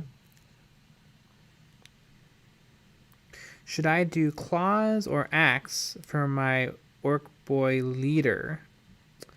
You're probably going to want to do power claw. Usually power claw is the good choice because it lets you go up against things like vehicles or multi-wound models. You probably want to go axes for a knob squad, but power claws for a boy knob. That would be my guess. Nick, you probably know. You get probably a little closer to this. Sorry, I was reading. What? Oh, well, what to give your boy's knob? Yeah, I'd give him a power claw. Power claw. I mean, unless you're worried about points. That's true. There's a lot of points. It is a lot of points, but I bet it'll pull its weight. Yeah, I think it because orcs don't have a lot of really reliable high damage weapons, but the power claw is definitely one of them that is. Mm-hmm. Joey Flores was referring to the Star Wars Clone Wars set. I want it. I want it real bad. It was a little bit of a goof in our video, but I want it. I have way too many models though, guys. If I showed you guys my pile of shame, it's shameful. Because that's the one that has was that the set that has the clones and the droids? It has the clones and the droids, and then the 2 heroes are General Grievous and Obi-Wan Kenobi. Because that's the problem that we ran into. Because you were talking about it, and we would both want to play the droids. Yeah. So it doesn't work. It doesn't work for us. We need someone that wants the clones. Mm-hmm. Void 16, I believe the axe is like a +1 strength damage 1 weapon, which means it's a little better at wounding, but it's no better at causing an actual unsaved wound. Whereas the Power Claw, is the Power Claw D3 damage? That's what the Power Fist is. The Power Claw, I think, is the same.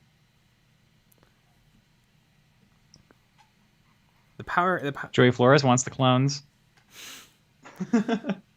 Where do you live? Yeah. Oh yeah, you live in Michigan.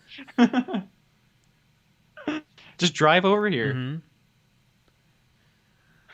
Mm-hmm. I do love the clones, though. I could paint them all. See, here's the thing. There's not infinite time. If there was infinite time, I would collect everything, every model. I would just paint everything. But there's just no time. Just today, I spent probably a good 2 hours on my secret kill team, and then another 2 hours painting another model for video.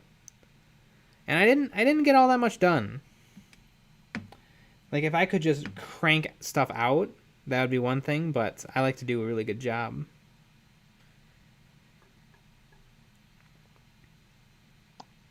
Yep. Well,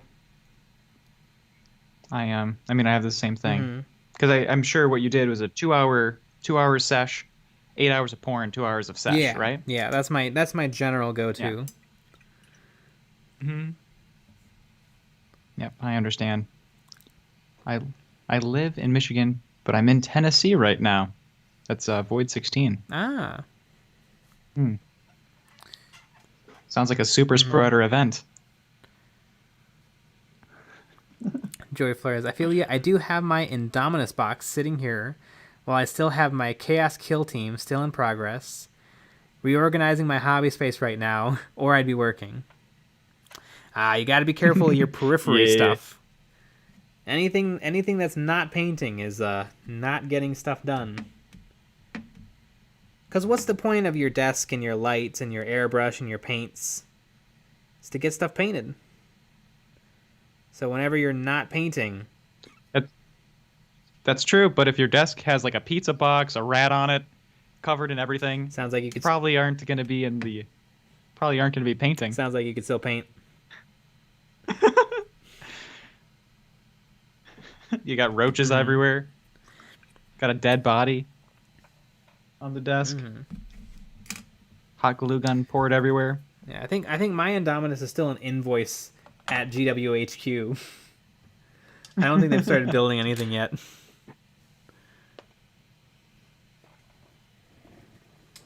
I think it'll get to me. I don't think I don't think they just robbed me, but no, they robbed you. Paint the roaches and peel them as Tyranids. That's true. Pizza sauce, yeah, it's very dense.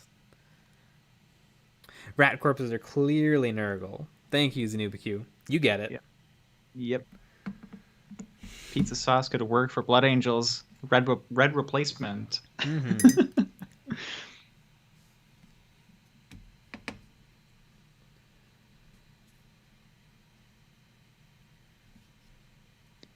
Yeah.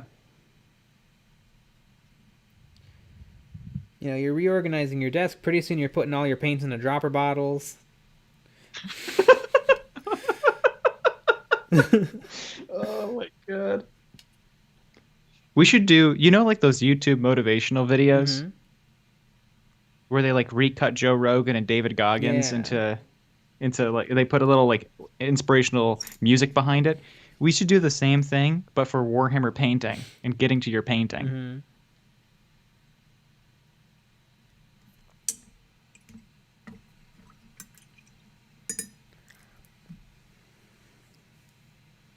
You can't paint your models. You can do it.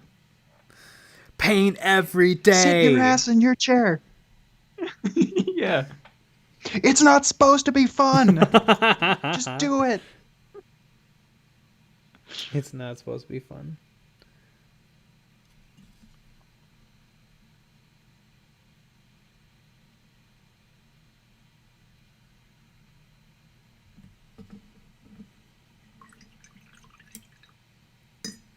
I dropped out of the hobby entirely. Now, oh my god, you have so much beer money. Joshua, you got so much beer money. You got to be careful. Yep. Now you have a problem on your Yeah. hands. Is really what you have. You have alcoholism money.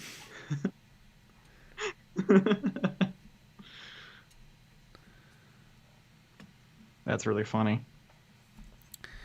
November it should ship. Yes, hopefully.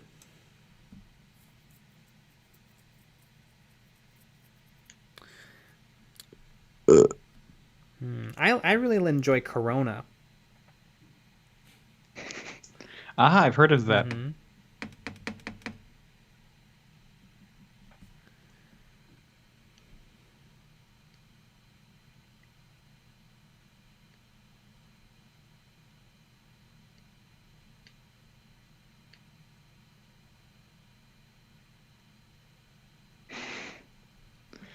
Oh my gosh. They need to make a mini painter shotgun like Homer's makeup shotgun. Ah, the makeup shotgun. Homer, you have it set on horror.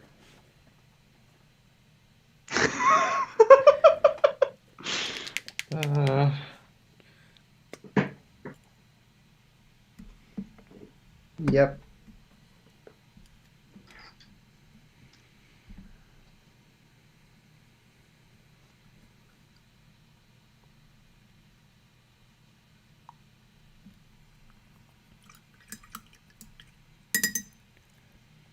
When are they gonna make more Disenchantment? I have no idea. I kind of hope so. I feel like It would make sense if they didn't. I feel like it could get good. You know, they finally finished season 1, which was fine. I would love it to get good.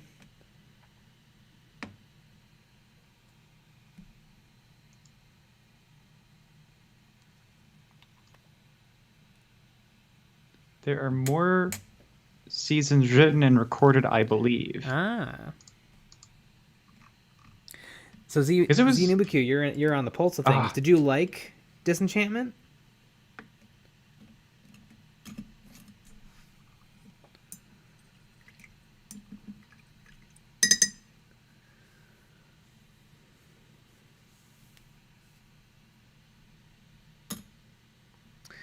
It only took 8 years to get through like Tommy Boy.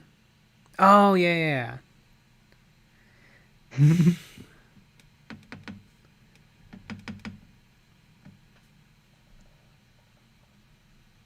My feelings were a little mixed on Disenchantment. Yeah. It was fine. That first episode. Yeah. It made me hard. First Like episode. I was so excited, Mm-hmm. and then it just slowly I stopped getting excited about it until yeah. Now it would make sense if there was no more. Mm-hmm. Season 3 was Looks like no one greenlit. knows. So season 2 is done. If they're planning on buying season 3.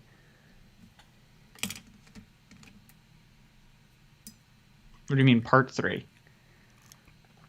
Oh, it could be part 3. 'Cause I thought what's out now is part 1 and 2 of season 1.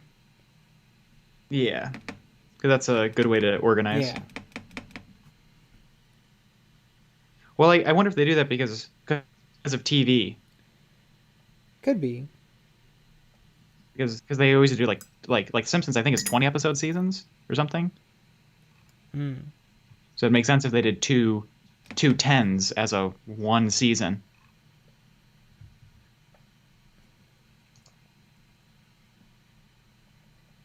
However, I heard Glow got canceled because of the pandemic.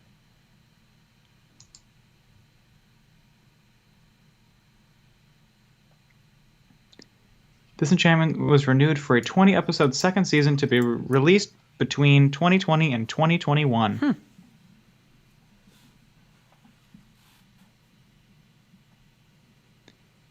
ZNewBQ says, I like the characters a lot, but the overall plot shenanigans weren't set up well, especially in the second season. Correct. Mm-hmm. I agree with that one. And I feel like they lost the doing gags about like history and stuff really fast. Evil times. Like towards they had a future episode. Yeah, towards the second half of season 1, they were just having like, oh yeah, she's going to like a speakeasy bar, and just modern stuff. And like, oh, part of the charm is the disenchantment. Is like the, oh, the past is kind of gross and awful, and we're gonna poke fun at it. Mm-hmm.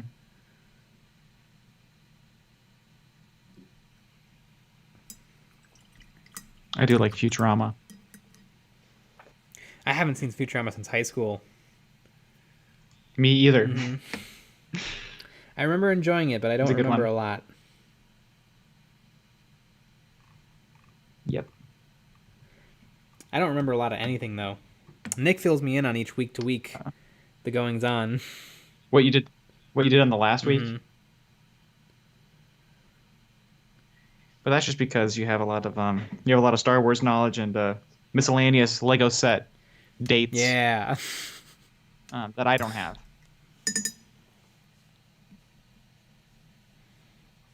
You know the brown Lego set with the droids in it? You mean the MTT, Multi-Troop Transport? Yeah, from 2007.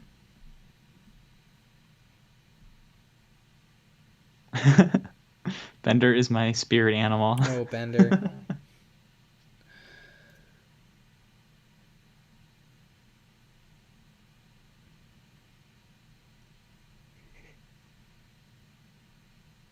I'm Elfo.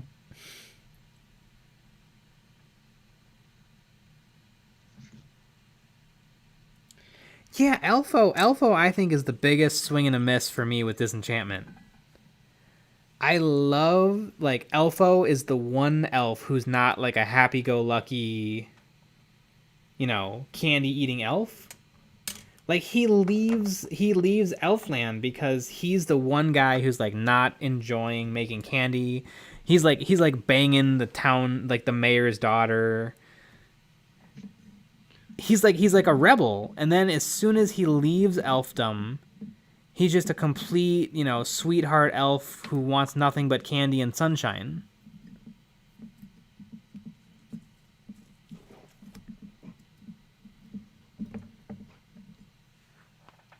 Yeah. I don't know. Alpha is a half elf. He's a half elf. They never revealed, though, what's the other half. I'm going to assume giant, because that'll probably be the funniest thing. Also, he likes war, but doesn't love war.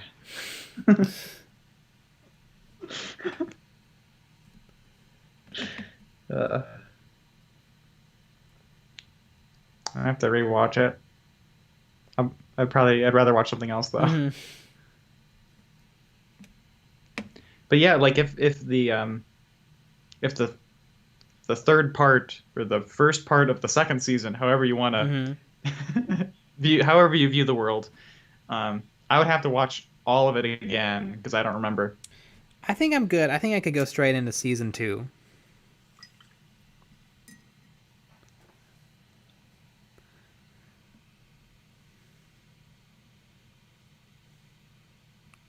They imply pretty heavily who the mother is. They imply who the mother is, not what the mother is. Because I feel like I completely missed that. I mean, there's some stuff later on where they go to the giant village, and a giant helps them for no reason. So that could be pointing at Elfo being half giant. But I don't remember episode 1 them implying what Elfo is.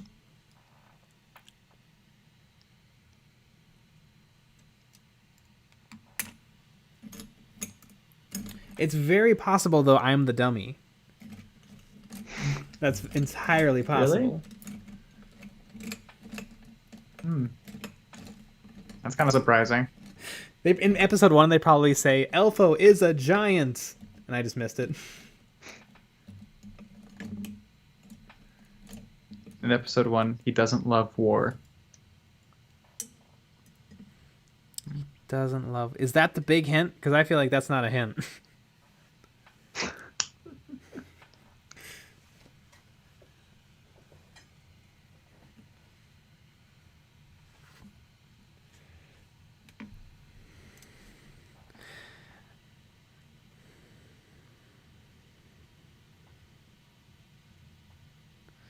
I remember that there were some jokes that I nearly busted a gut laughing at, but I can't remember now. I think it was a byproduct of binging TV shows. That's a big problem that I have. Mm-hmm. I think when the first season of Disenchantment came out, I watched the whole season in a day. Like I started in the morning, went the whole day. So I don't remember any of it. Because you don't have time to process it or to think about it. You just consume. Mm-hmm. You know what I watched in a day? Amazon Prime's The Boys. Damn, that's a show. Season 2's out now, actually. I gotta catch up. That is a show.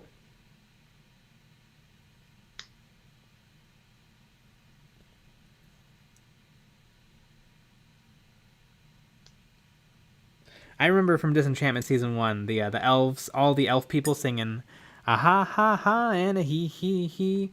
We drink all night uncontrollably." And then you sing that every day while you drink Mm-hmm. as well. That's kind of bizarre.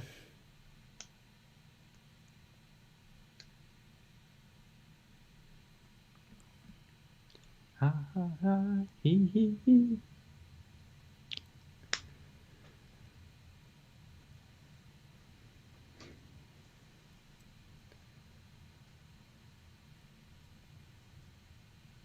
The Boys is actually based on a comic book, and I flipped through the comic book, and the comic book is so much more vulgar and mean-spirited than the TV show.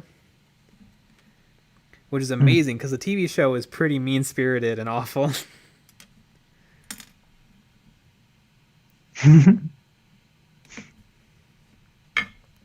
I like how they're handling the TV show, though, because they're kind of, in the comic book, there's not really heroes and villains. Look at those little panels.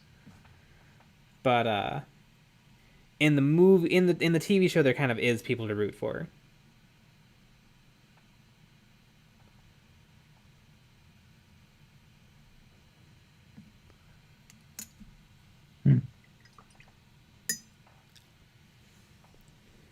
Dr. Jokel, do you ever play with unpainted models, or is that too embarrassing?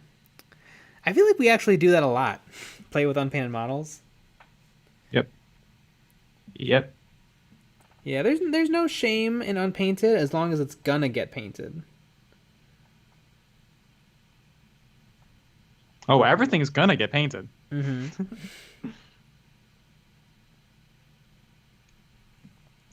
Who's to say it's gonna happen though? Mm-hmm. I think sometimes that's almost the problem with the internet, is like on YouTube you see people do these beautiful paint jobs in like 23 minutes because that's how long the video is. In reality, it takes hours and hours and hours and hours, no matter what you're painting. And also, you're probably not doing as good as them. Yeah.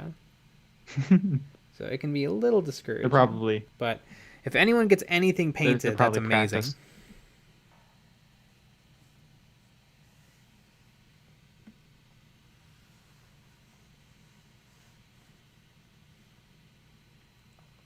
Yes, painted models always get better rolls. Also, I love having Unless painted they're models. yours. And then you're playing with like textbooks and water bottles for terrain. Yeah. That's my favorite Yep.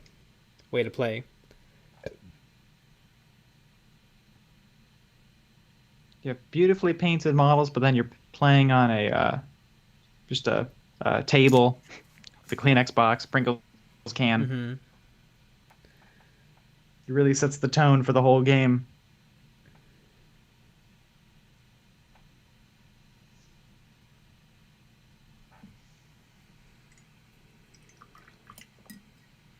I think supposedly in Warhammer 9th edition, there's actually like a rule where painted armies get, plus a certain amount of victory points.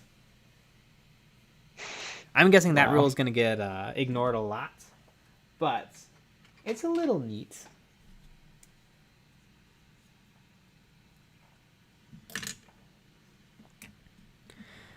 Plastic fork gives light cover.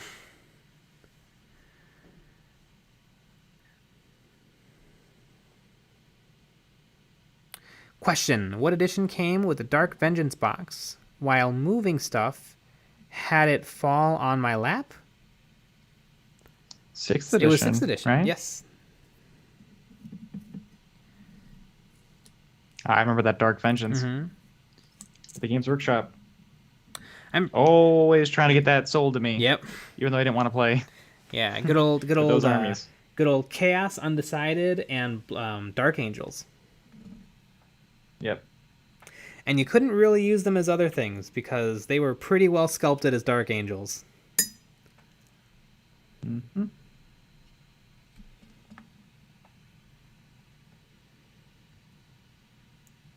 Sixth edition is where we all got our start in 40k. Yep. Mm-hmm. And the 6th edition was great, except for some things. Yeah. The psychic phase didn't exist. It did, but no one knew how to do it. Not one human being alive understood the psychic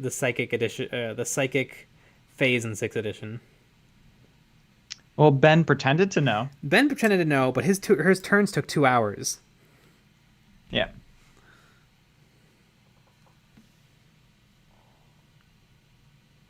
We should schedule another kill team game. Yeah. You want to do it tomorrow? I'm free. I'm not free tomorrow. And my Space Marines need to taste blood.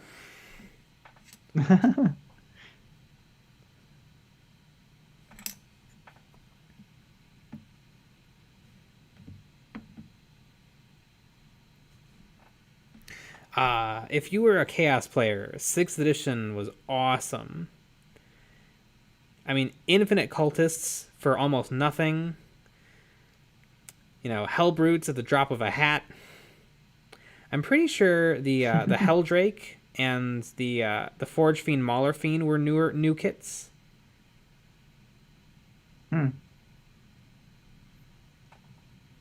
I hope that Chaos kind of gets a little bit more love soon. I feel like they've kind of been lounging in the background for a long time, which is weird because they're kind of like the big bad. Mm-hmm. Speaking of the big bad, I will be right back. Ooh. Someone's gonna go take a piss. All right, you guys are gonna want to switch to the OnlyFans cam to go watch Jay take a piss.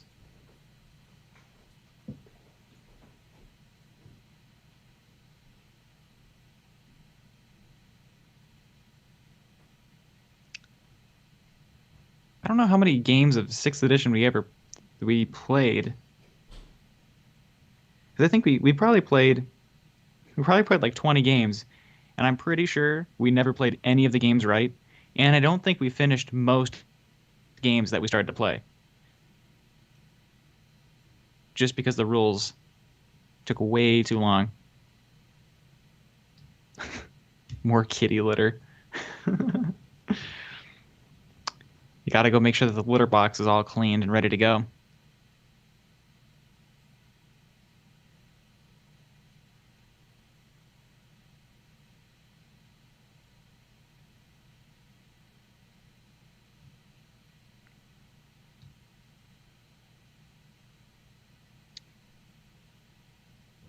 I don't know if 6th edition was the one that introduced it, but I remember that chart.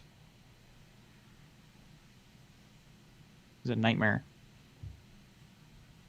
I remember one time we played a game it wasn't a local Games Workshop, but it was just like some other game store. We played a game there, and someone played a game with Jay. I think Jay had maybe his Necrons, and then some guy allied like everything that he possibly could, just so that he would have every perfect unit, so that he could just beat Jay immediately, and it just wasn't fun.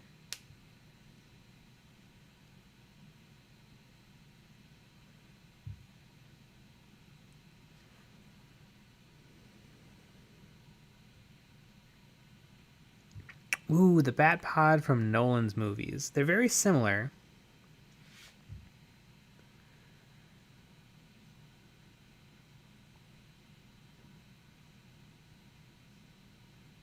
Have you ever played that guy? Oh yeah. Oh my goodness, we have. I was talking about do you remember that we went to that one game store? Mhm.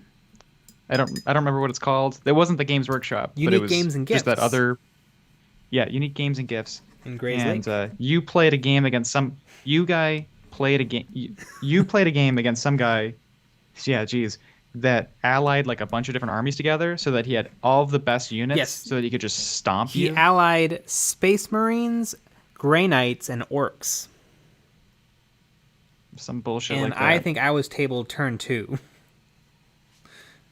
Yeah. Dr. Drokel, I am that guy. No And then, joke. our buddy Sean was that guy. You do not want to be that guy. That guy has no fun. Let me explain to you that guy. So one time, me and my friends, we would play X-Wing every Sunday from probably about 6 o'clock until 2 in the morning. And I thought, hey, this is getting a little bit redundant. What if I write a campaign? And so I went home and I wrote a campaign, and I wrote down all the rules and all the specifications. I wrote all the list building. I printed out. I went and I found like a Star Wars font generator, and I wrote like this whole introductory monologue. I had images. I printed everyone packets. I handed them out. People, me and another friend of mine were into it, and then that guy, he just min-maxed and broke the system in the first game, and we had to stop playing. We played maybe an hour. Because he flipped through and he's like, because you were supposed to take, you were supposed to select 3 ships, and then you could purchase more ships throughout the campaign. And he was like, all right, I'll take 3 TIE Advanced X1s, and then as the game continues, I'll just keep buying TIE Advanced X1s. Because it's the best ship I can take for the cheapest. And then when we all got mad at him, he's like, what? What? Why wouldn't I take the best possible thing? Why wouldn't I spam? And I'm like, well, maybe because this is a system your buddy made up and we could at least try it. But, yeah, you don't want to be that guy. There's no such thing as buddies when you're that guy. Mhm. There is only that guy. Another funny thing is that guy didn't have a driver's license, so I had to drive him home every night at 2 in the morning. Those are fun car rides. Yep. And never said thank you, always ungrateful. Mhm. That was always my favorite part, because I had to do that too.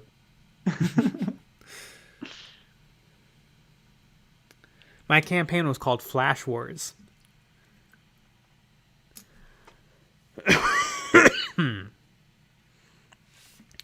Xenubiki, I've been thinking about That's a good writing a thought. kill team campaign system. Oh, I would love that. I've never played a game of Kill Team yet, but I would love to create some sort of a campaign. Ooh, you know what would be a really fun campaign? What if the campaign starts out in Classic Kill Team and then jumps into Elites and then jumps into Commanders, the 2 expansions? Ah, That could be cool. that'd be kind of cool. My Secret Kill Team, it's looking like Elites and Commanders are kind of the... Tau. It may or may not be Tau. It's Tau. It's Tau. You heard it here first, folks. It could But be Tau. I guess It is. I bet it is. I think it has to be Tau. I've gone through all the options in my head of what it could be. I think it's Tau. Melee Tau. Oh, Melee Tau would be hilarious. Commanders does not like that style of play. Commanders barely likes Commanders any style barely of like- play. What about narrative? I bet Commanders would be fine for narrative. I have also heard that Commanders is a little bit like doesn't work because it's usually higher point games. You're taking literal commanders. Hmm.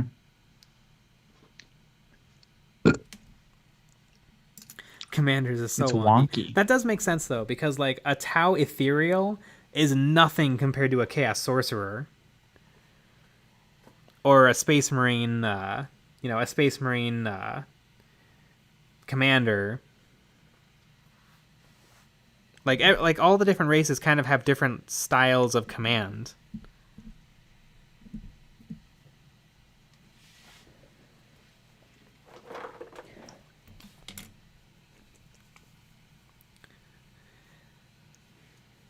So ZNubQ. So when people are playing Kill Team, do they usually play like, okay, so we're going to play Kill Team, do people say like we're going to play Classic, or we're going to play Elites, or we're going to play Commanders, or is it usually kind of assumed that you can take from anywhere?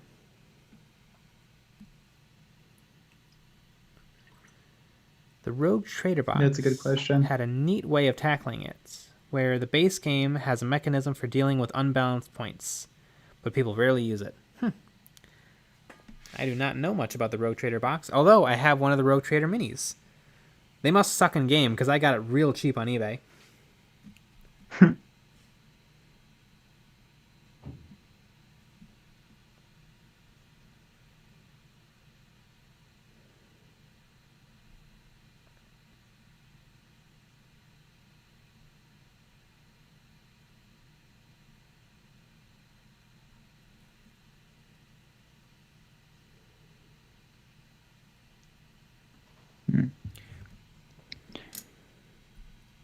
Very rarely are Commanders included, but Elites has a ton of stuff that is super cool.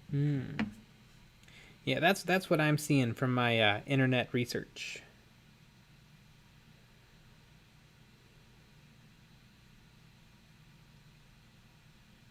I mean, it basically just gives all the races new toys.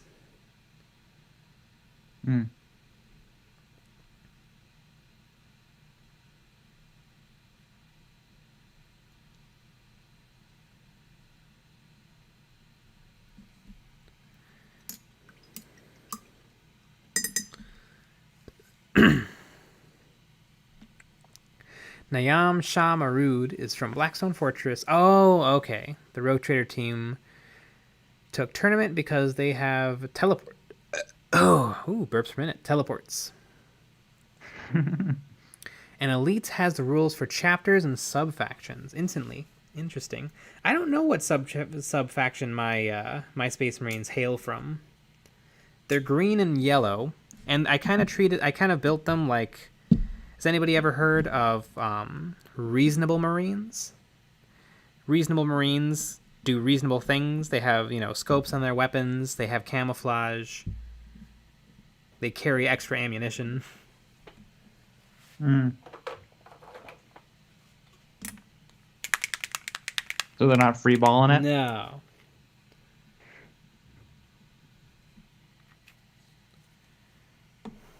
Love a good reasonable Marine. Wear the damn helmet. I kind of like, though, no helmet. I know it doesn't make sense from a lore perspective, but I like the kind of humanity of seeing the face. Oh, the humanity. Ooh, sorry, guys. I think I need a drink of water. Drink out of your paint cup.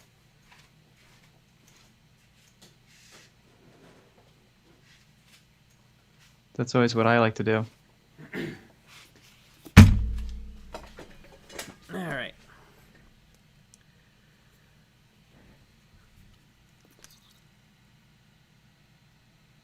A little bit of the old paint water never hurt anyone.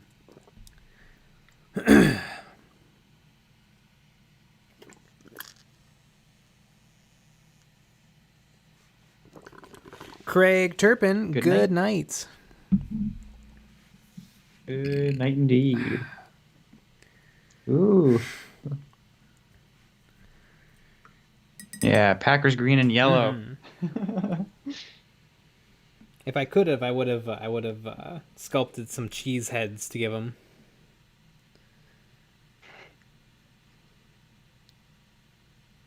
And I'm thinking of adding some scouts because it's right now I just have a 100-point kill team, but I could add another 14 models to the roster. So I was thinking about adding some scouts with shotguns, and I think for the scouts I would actually go camouflage. Ah, that'd be cool. Mm-hmm.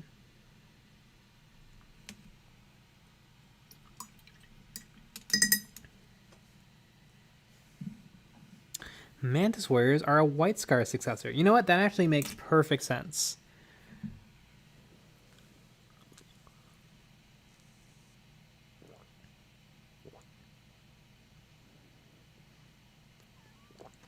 Only drink out of the metallic brush.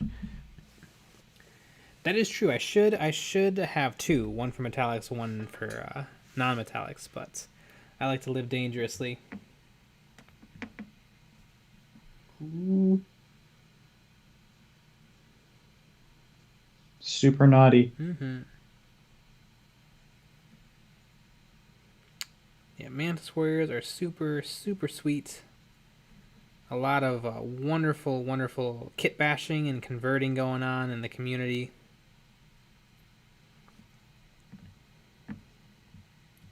I also love the White Scars. I love the idea of like a bike heavy army. I don't know how exactly this would work in terms of balance, but I think that there should be a little bit more ability to create theme armies. Like, what if you were, if you take a chaplain on, if you take, your two HQ choices, your compulsory HQ choices, if you took them both on bike, I think you should be able to take bikes as troops. Or if you took like the, I know the Ultramarines can take a scout character as an HQ. If you do that, you can take scouts as troops again. Because sometimes it's like, okay, you want to create this really unique, interesting army, but half of it has to be, whatever two compulsory troop choices you have to take are.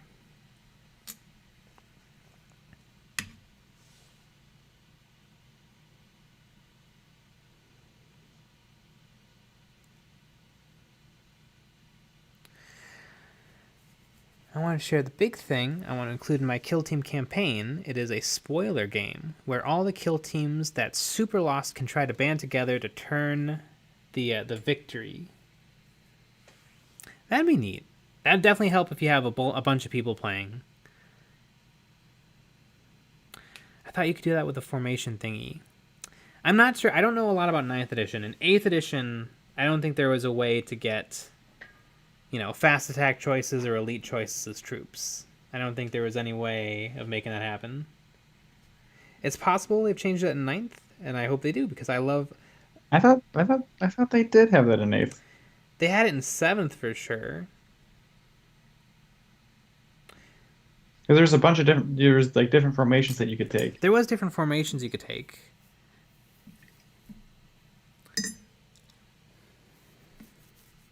I don't remember. I've only played 5 Yeah. games of 8th edition.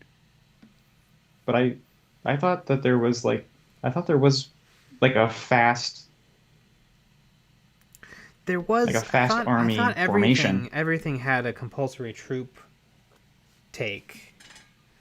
I don't remember if any of them completely skipped that. Because remember, the one you'd always take is either the normal one or the battalion.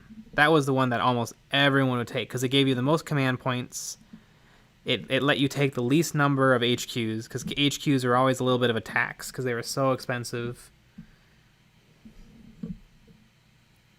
Not as troops, but you could take them as without compulsory troops. Interesting.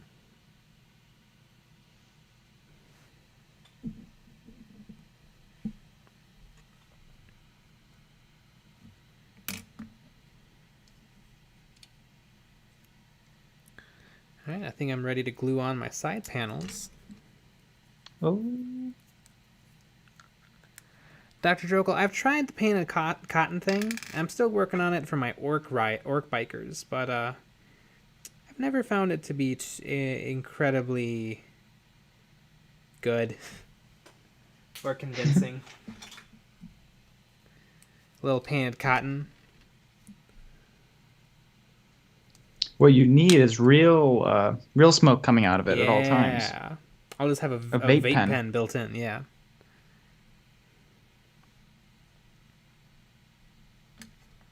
I think that would look really nice. Mm-hmm.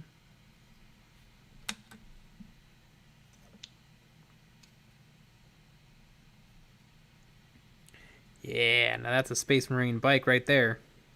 What, like,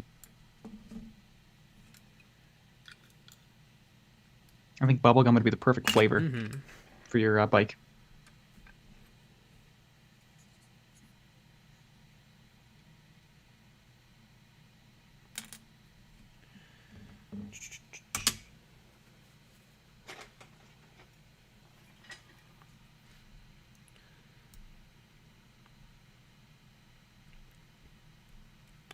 I think my Packers kill team was actually kind of what put me on to painting random ass stuff. Because before that, I had always just painted armies, my orcs or my Genestealer cult or my Space Marines. But after I tried something weird, I think that got me hooked on painting just random stuff. And I feel like I actually get a little better at painting faster when I do random stuff.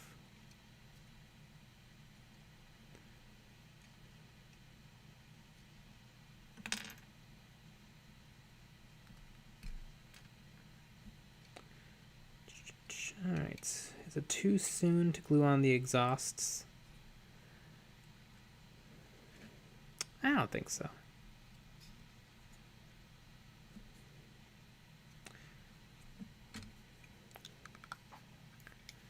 See, this is what always gets me, because realistically, wait, let me check that again. Maybe I should wait. Yeah, I should wait, because it'll be a little tricky to paint this wheel if I go ahead and glue on the exhausts.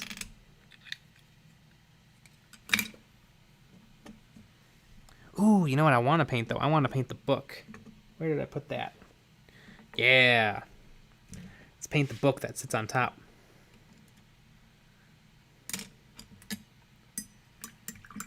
A little bit of light reading, if you will. This is his book of this is his book of the chapter lore, the history of the God Emperor, and he has it memorized, of course. And so he, as he's charging around the battlefield, he's just screaming out prayers and quotes.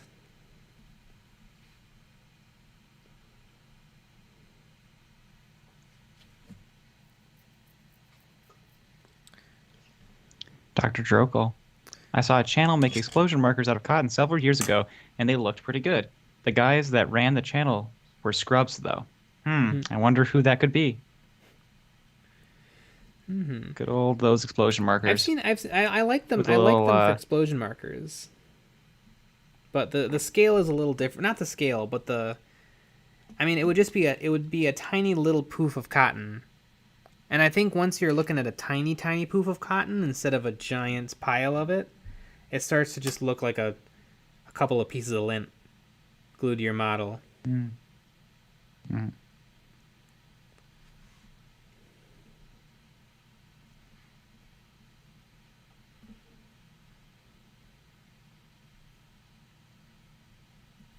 What about the people that model their own, like out of green stuff or something? I've seen that. I'm not sure how I feel about that. I like its uniqueness, but I don't know if it ever looks good. Like, all of a sudden, your model is stuck in a snapshot where you can see the muzzle flash or the missile exhaust. Mm-hmm. What I want to see. So let's say you do that, right? But I want the base to look motion blurred like it's moving.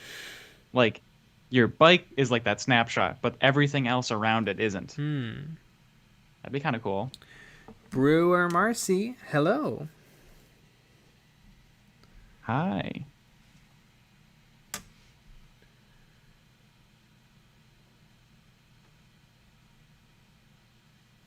How am I going to paint these pages?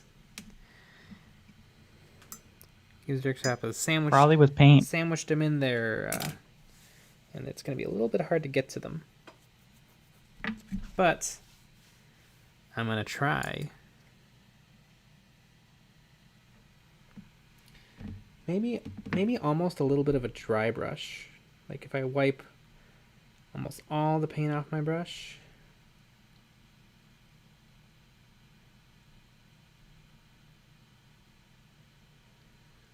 Kind of, sort of.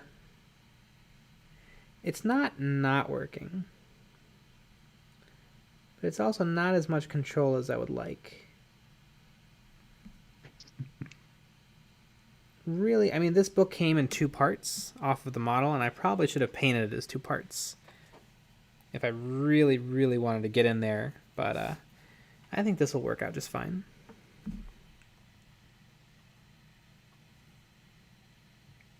Dr. Grokel says, sculpt flames coming out of the exhaust. Flames make things faster. That is true. Well, obviously, I could paint them red to get an extra inch. That better still be a rule. It made no sense. It was super silly. But red ones go faster. ZNewbieQ. I also want to figure out a motion blur base. I have a floating effect for some Dark Elder, and I think a motion blurred ground would be perfect.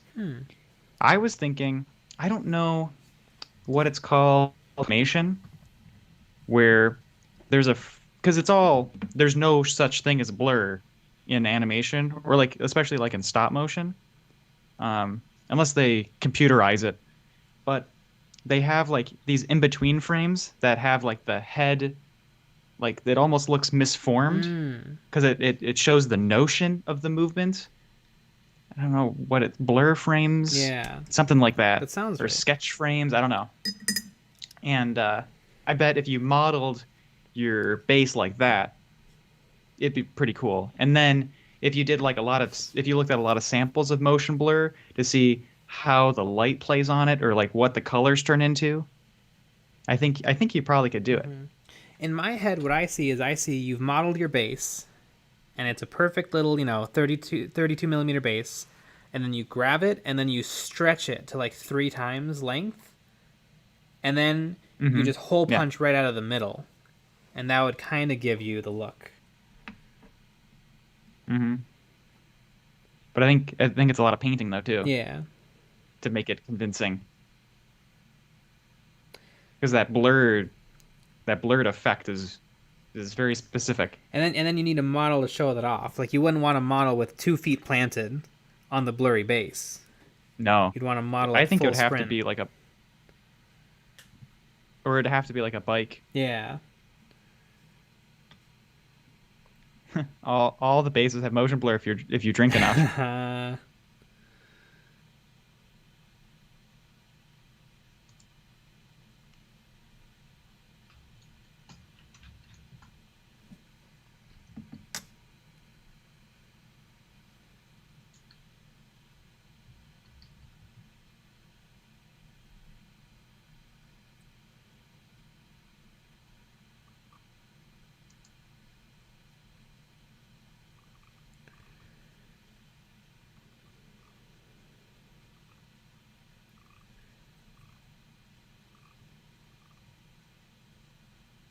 They're called smear frames.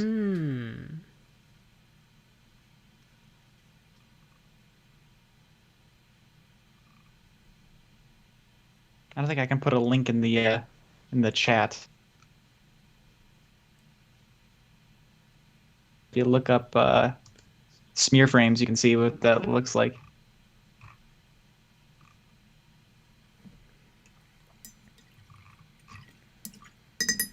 And they have a sample of Paranorman, how they did the smear yeah. frames. Boy, that was a trippy movie. I have not seen it. It had real. But there's a lot of smear frames in it. It had real Corpse Bride, kind of like melancholy, but still sweet, but still sad. Mm.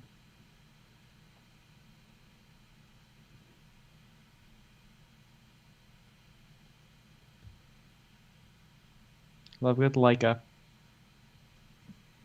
Are they like a Seattle something? I think they're like a Seattle company. I'm planning on repainting my Dark Eldar into the red Portland. grief, and they are super aerobatic. I've also got acrobatic. A succubus who's like jumping off of a Dark Eldar wing. Bit. I just saw that in Coraline today. Wow. That's quite a double feature. I watched Coraline in theaters when I was very young. Oh my gosh, Coraline is scary.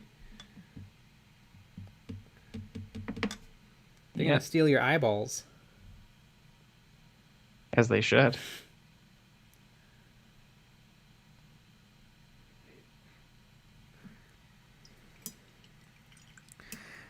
One thing I've seen a lot of people, not a lot of people, one thing I've seen the Outer Circle complain about is how all heroes are kind of jumping off a thing. And that doesn't bother me at all, because I don't see it as heroes jumping off of a little thing. If you look at a lot of the Eldar models, especially the Harlequin models, it's not that they're all jumping off of a tiny thing. I think the tiny thing is just necessary because realistically the models are actually flying through the air. That's the pose, is that the model is leaping. But you can't just have a model float. So you build a tiny little piece of nondescript base material that grounds them. It keeps them from bouncing like Saint Celestine.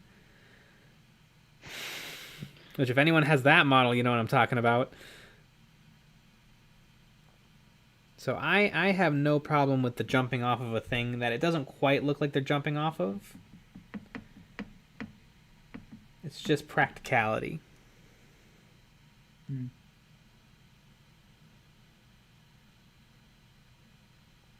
Oh my god. And every time I look at the Harlequin, they get a little closer to my shopping cart. That is also true. I if I could, well, or maybe it's already in your shopping cart. That's a good point. Secret kill team. Because I think in my mind, your secret kill team is either Harlequins or Tau.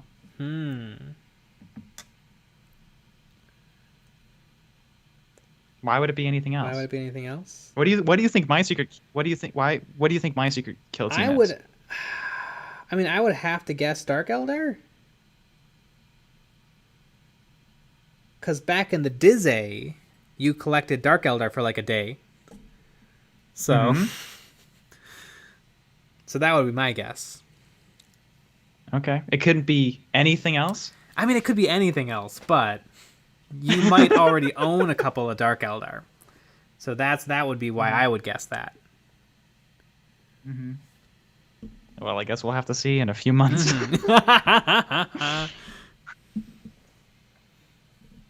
Yeah. We should have a Coraline stream came out where neither of us have our camera on and we're just working on our secret kill teams. And we just describe what's happening to everyone. But in really nondescript terms, like, oh, I'm painting the boots or shoes or feet or tentacles. That's pretty good. Little kid. Yeah, I was in 6th grade when that movie came out.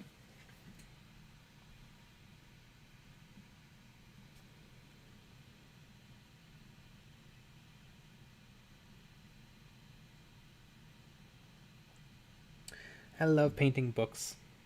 I love just layering up browns.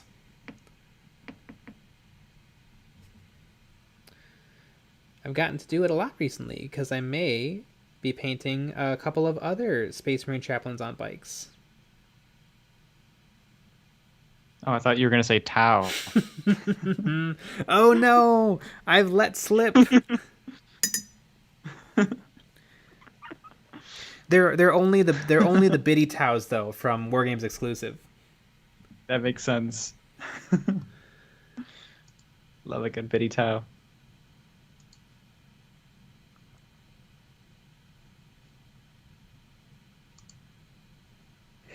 Yeah. Bitty Tau. It seems like Wargames exclusive is kind of moving away from that a little bit. I mean, I think it's not a bad strategy. It's definitely not. I think it's a great strategy to get feet in the door, but I don't think most people will game with a biddy model. That's true.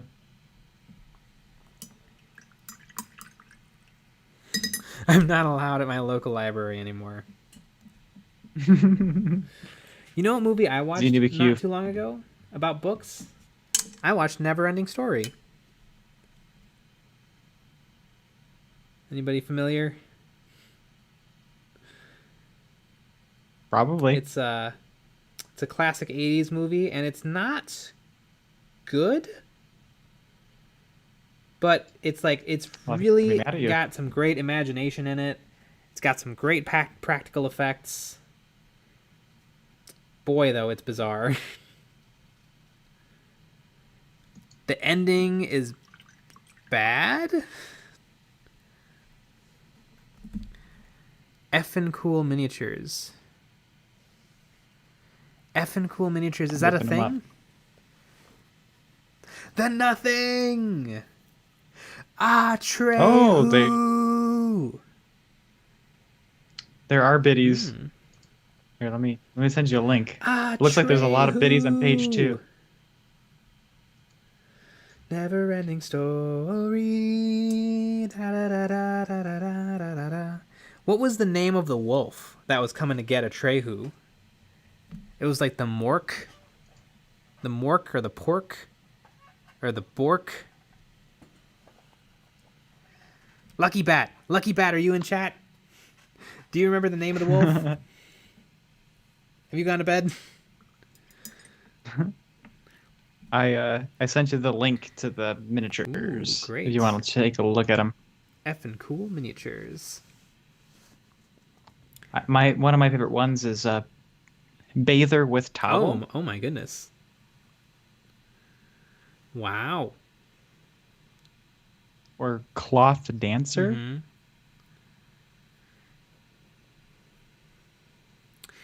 Some of these look hand sculpted, and then some of these are clearly digital. Just kind of interesting. Well, yeah, because you're doing something else with your hands. Nah. It's hard to digitally design with only one hand, though. You know, we've all been there. Yeah.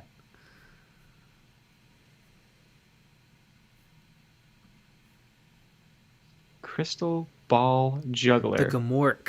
Yes, there we go.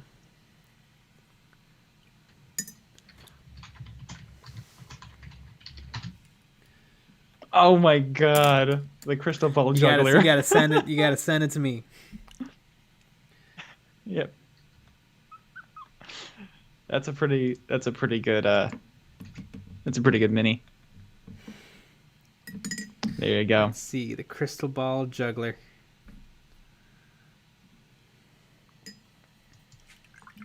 Wow. Yep.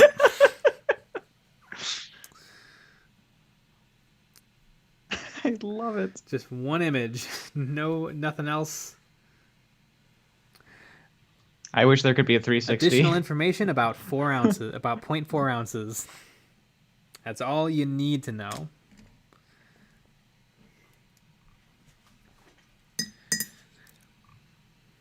All right. How many am I allowed to put in my shopping cart? What's the max? Well, it's $7 a piece. That's really funny. Yeah, they have a lot of good biddies.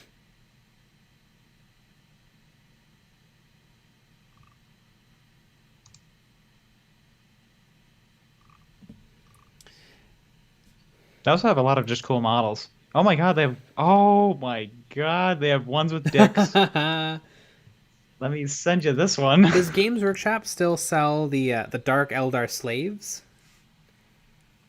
Which is like the 2 scantily clad women fine cast models? Look at this. Well, I don't know about that, but look at these male slaves. Ooh, that's more my speed. Yeah.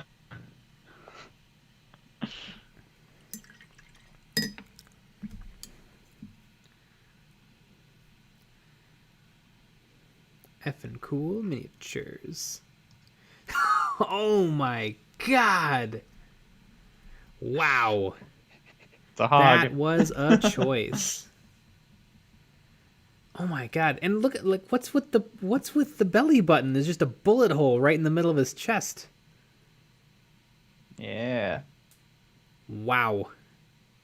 Who knows? Who knows what that hole's for? Boy, oh boy. I love the dong. That's Yeah, insane. I bet this product moves. That's the thing. Do people buy That's this? a good question. I understand the Yeah. biddies. I bet people buy the biddies. Do people buy male slave with a big dick?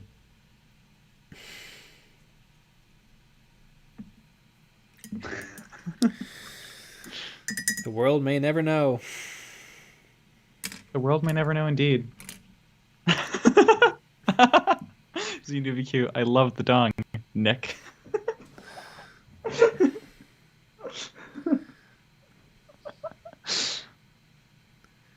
I mean, it's a good dong. You got to give credit where credit's due. I like the I like War Games exclusive. I think they've nailed the pinup. Yeah, it's not as dong-like as this. I would hesitate to use the word tasteful, but you know, they've got a system to it. It's more tasteful than... Yeah, it's a little more tasteful than this. Not that this isn't tasteful. It's tasteful in a different way. Wow, I love these. That dong does D20 damage. How would you roll a d20? I guess you just need one. Yeah. I like the bath piece. Bather sitting.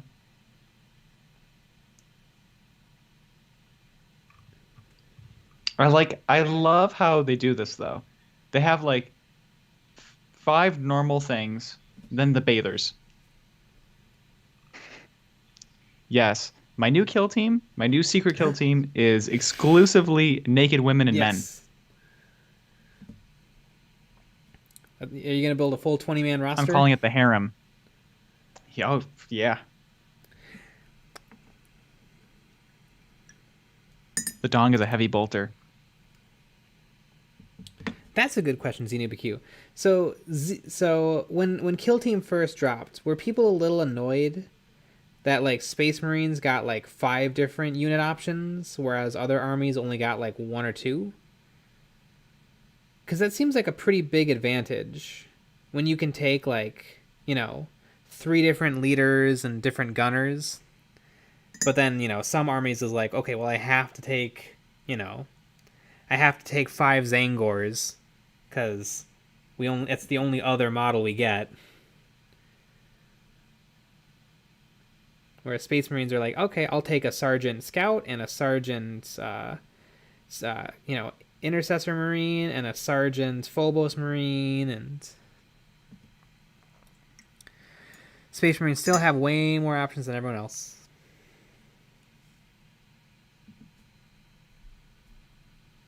Yep. I mean, that's just how it always is Yeah. going to be, though. Because it's a free upgrade for Space Marines to take sergeants. So I can have like a scout sergeant, a uh, a Primaris sergeant, a tactical marine sergeant, and a reaver sergeant, and I can take those 4 units. But other things like Harlequins, they can probably take 1 of their sergeant type. Yes, people complained, and yes, they still complain.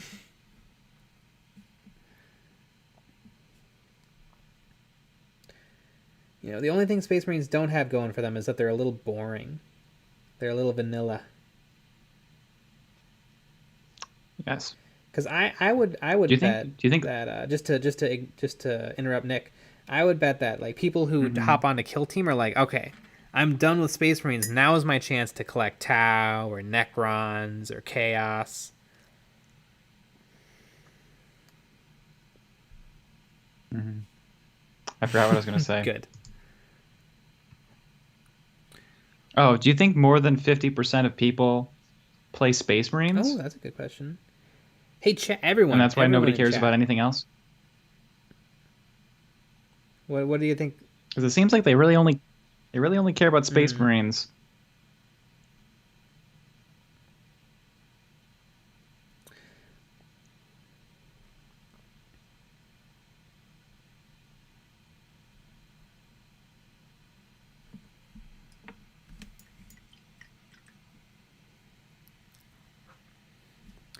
In the first few weeks of the big campaign at my store, everyone was like, a faction rotated off of their big 40k army.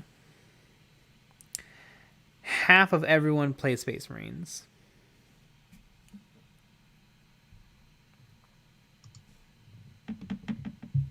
Yeah, it definitely makes sense.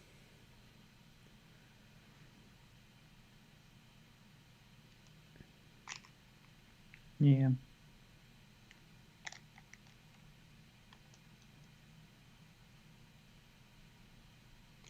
I don't know. The Space Marines don't interest me at all. Yeah, just the Dark Eldar. The Dark Eldar. Or do the Space Marines interest me a lot? And that's my secret kill team.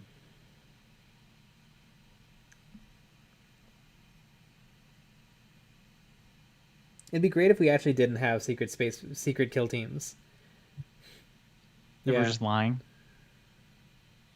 Yeah. Imagine just lying to people online. I'm the president. The actual one. Really? Oh, that's fun.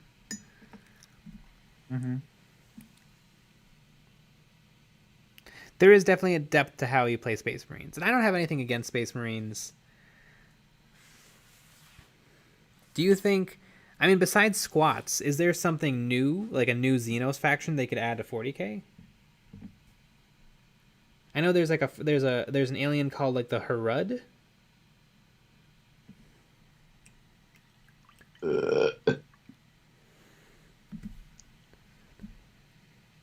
I think they should focus on the ones that That's they have. true. That's a good point.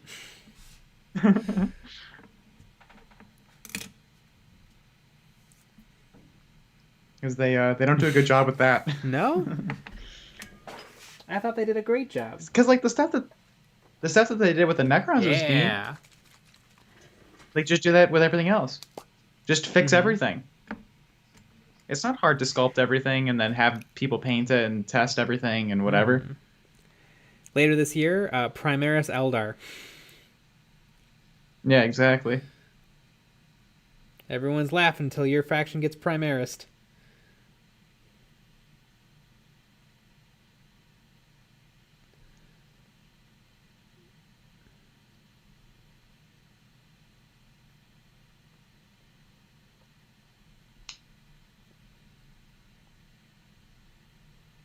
Eldar though is one of those factions that has never interested me.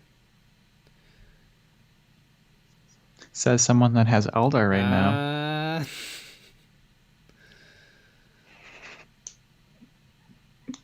All right, it's either Harlequins, Tau, or Eldar. Although I don't know why you'd buy. I don't know why you'd buy Eldar, since we have Ben's Eldar That's now. true. Although, didn't the secret armies start before we played a game with Ben? Or was it after? Yeah. I mean, it started before. I don't know about yours.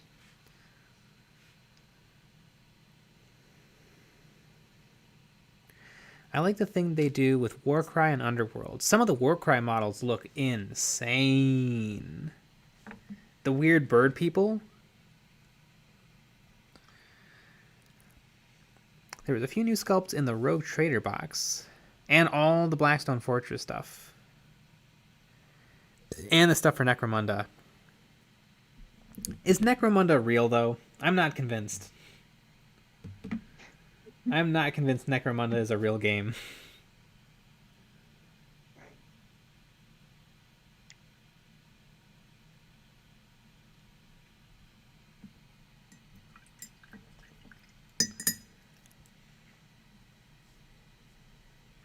I think my reading comprehension's too low to make sense of it.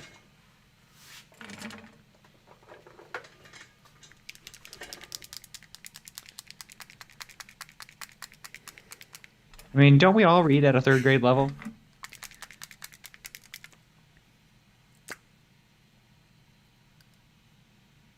I read at a 3rd grade level, but I write at a 1st grade level. So it all evens out. Yep. No, I can tell. You always hand in things to me with a crayon on it. Pictures. This is my cat. I am loving this book. I've almost spent longer on this book than the bike.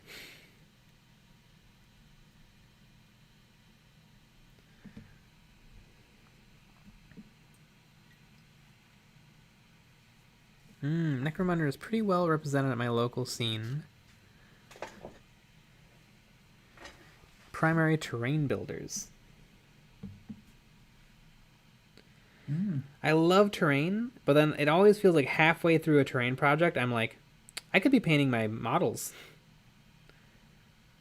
I could be working on my boys. Instead of building this building. But then you run the risk of playing with tissue boxes and That's true. water bottles. Either way, you're screwed.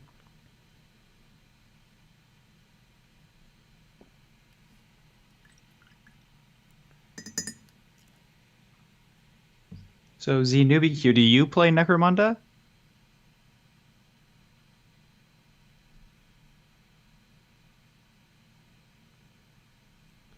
I'm House Escher all the way. I picked up the original starter box. Is everyone else looking really hard at the biddies?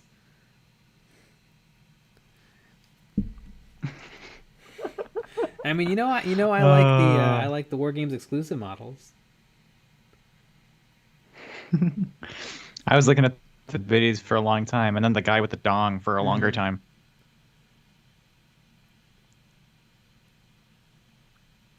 Don't play Necromunda. I considered it several times. Do you know anyone that knows the rules and how the game is played?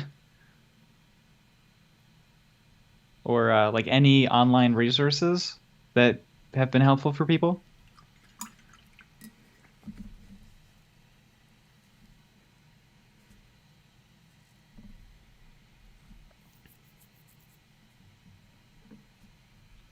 Yes. I'm pretty sure. Because the Games Workshop lady isn't I'm helpful. pretty sure ZNewbieQ works for Games Workshop.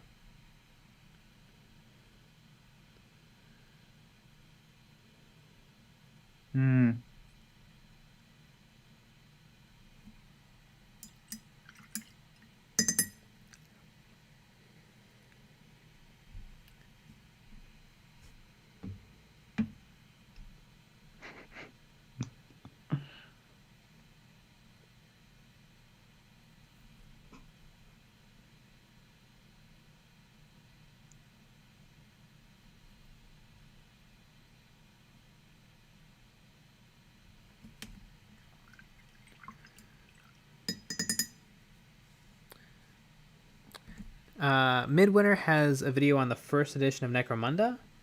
Yeah, but that's the old school. And that's Midwinter's bread and butter. Not throwing shade at Midwinter, though. I like Midwinter a lot. They're probably my favorite 40k channel. I appreciate a good wargamer who actually enjoys the game. Yeah, it's rare. It seems like it.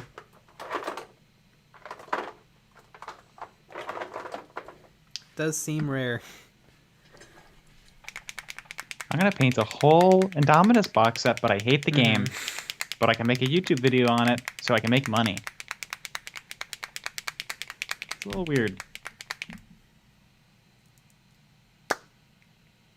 Because nobody cares about painting model trains, except for the people that really like that. I'm sure when my Dominus gets here, it'll be just in time to take advantage of the searchability of Indomitus. Right? Yeah. By the time you get the Indominus set, there'll be like 5 different ones. They'll like come out with like a new version of Indominus. Indominus. When I first got my Necromunda all those years ago, I painted some House Escher. Here, let me get them. They're sitting right next to me. Oh. Exciting stuff.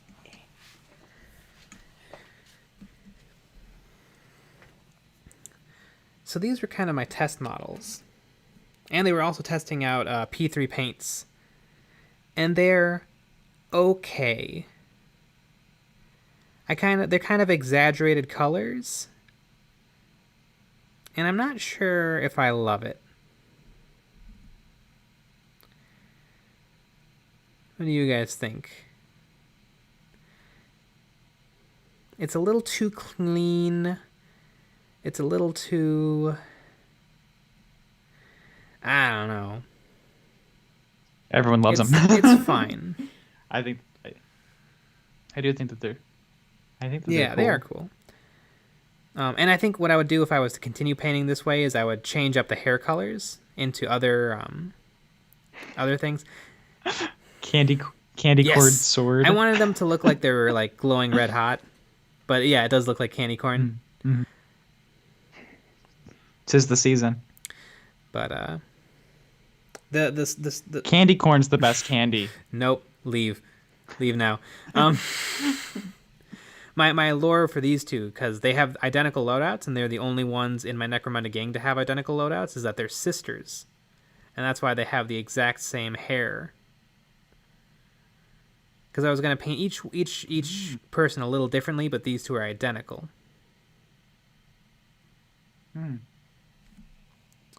And one's a lefty and one's a righty. Yeah.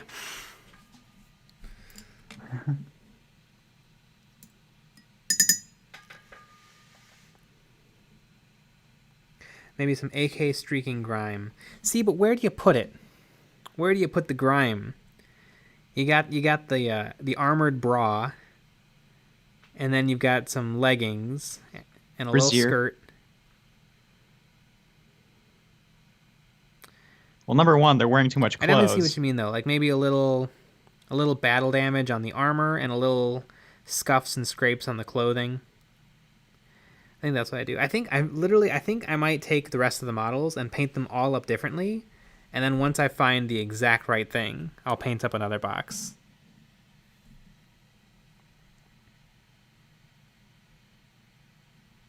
Yeah, Necromunda is messy, the Underhive. Well, I'm gonna I think I would probably get some of those bathers to be part of my Necromunda. It's a little bit more fitting, a little more naked.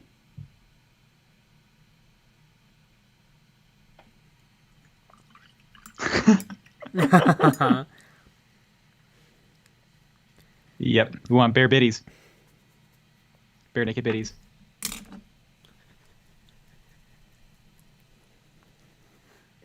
Slaanesh cultists.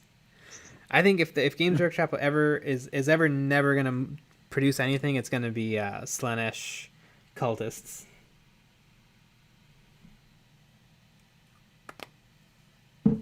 Yeah. Slaanesh is kind of an interesting... is in a kind of an interesting place. Oh no! Joey Flores is heading out. Good night. Yes, good night. Because Slaanesh isn't the god of sex. Slaanesh is the god of sex and drugs and rock and roll and excess. But it's hard to represent that in a coherent way. Mm-hmm.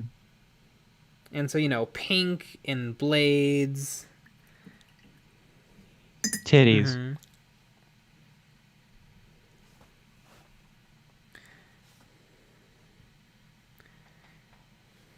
Yeah, and I've seen them. They're kind of just got an elfy thing going on.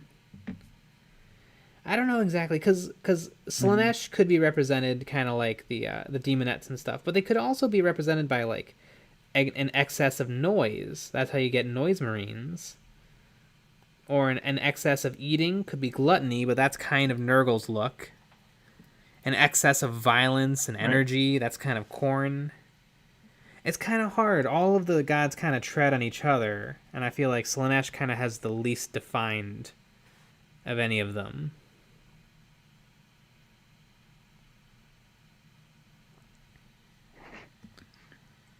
Dr. Drokel, I am the god of sex. Unfortunately, right now, I have no worshippers. Aww. Well, you saw those minis. You can buy a few.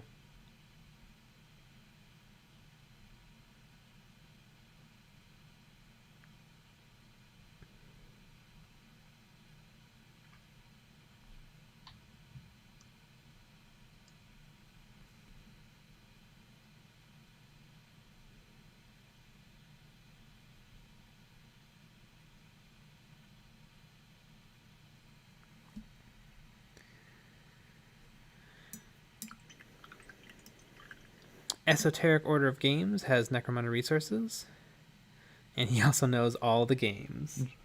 Aw, yeah. I wish I knew all the games.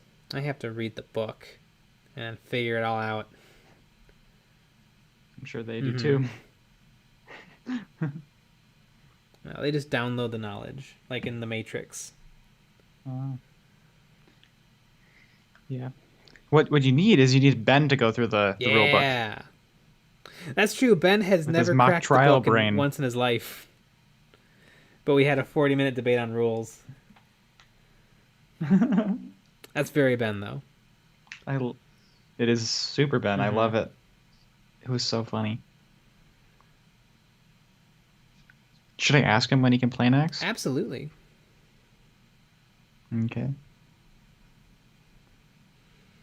My secret kill team might be done by then. By this week? Ah, that's true. Yeah. I bet he can play this week.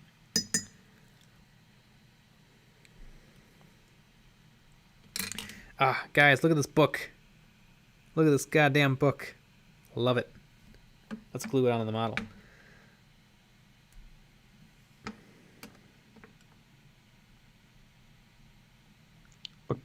Book. Someone's gonna get learned. It's a good book. Is it a cookbook? I don't know if it's a cookbook. I don't think it is. It's maybe it's how to cook heretics. 7 easy ways to cook a heretic.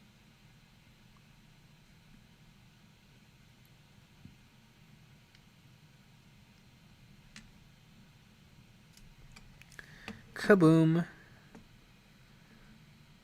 The book has been booked. Ka-chow. Good old heretic flambe.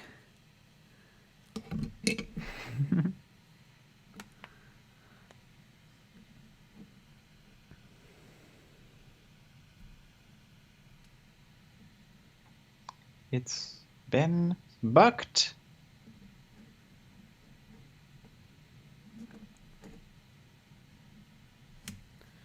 I think. So you're done, Yeah, it's right? done. Is Twilight Zone a miniature game now? How many miniature games are there? I thought there was like 4.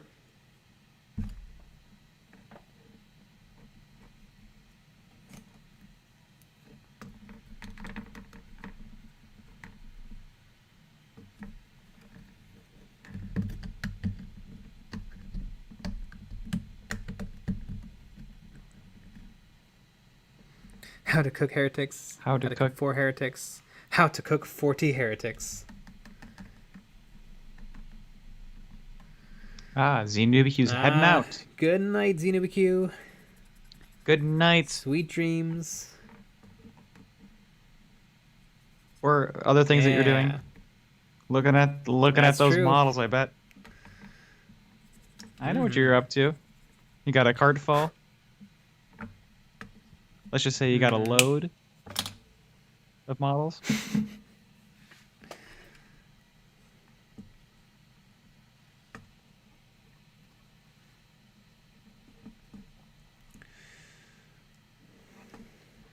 All right.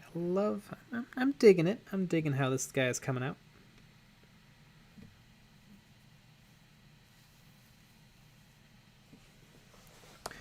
One thing I saw on Facebook the other day is somebody took their airbrush and they set the pressure really, really, really low, and they kind of let the paint spit out.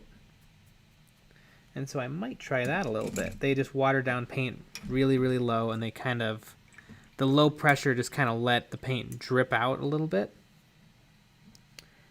And so instead of getting a fine misting, you'd kind of get a squirt. And so I might try that just to give it a little zhuzh, a little grit. Ooh. You had a squirt earlier. Mm-hmm. I did. Diet. Mm-hmm. Oh my goodness, I just noticed I have a whole nother book. This one won't take as long to paint. It's not a big book. Is it the good book? I don't know if it's the good book. It's a book. You could probably get this book at... It's the traveling edition of the cookbook. Yeah.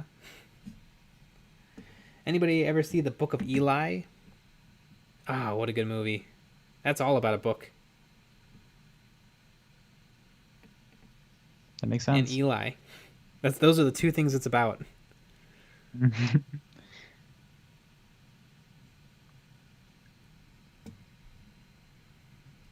I don't know many Elis. Oh my goodness. The book just fell off. It didn't get super glued down, I guess.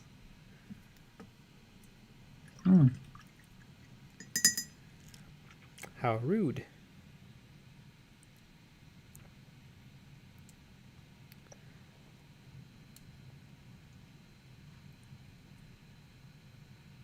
It fell off for me. I obviously did not put enough super A glue. little delay.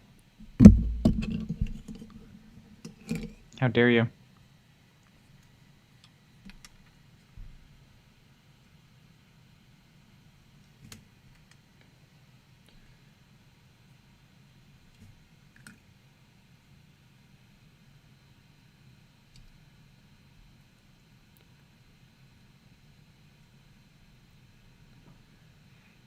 Oh, I see. Oh, Yeah, I'm not getting a beautiful contact in between the book and the model. It's a little floaty, but I think it'll hold this time. with a little bit of zhuzh. Yeah, a little zhuzh. The book of Eli is great. It's a lot like the movie The Road, but not nearly as depressing. I would say it's about half as depressing, which still means it's pretty depressing, but it's not as depressing. The Road is depressing. Holy cow.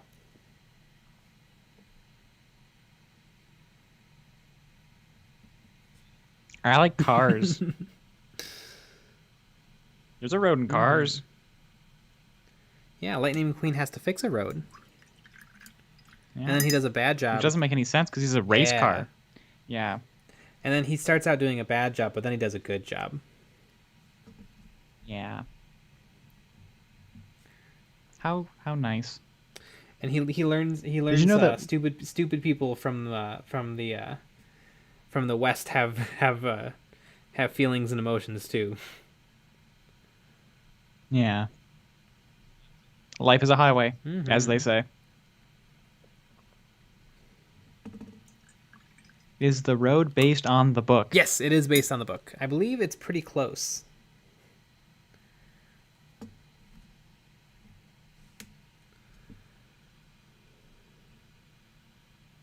It's very good.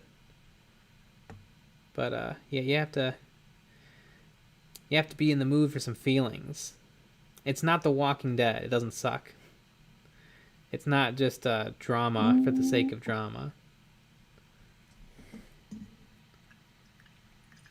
the real road was the friends we made along the way, who are now stuck to the road because you ran them over, right? Mm.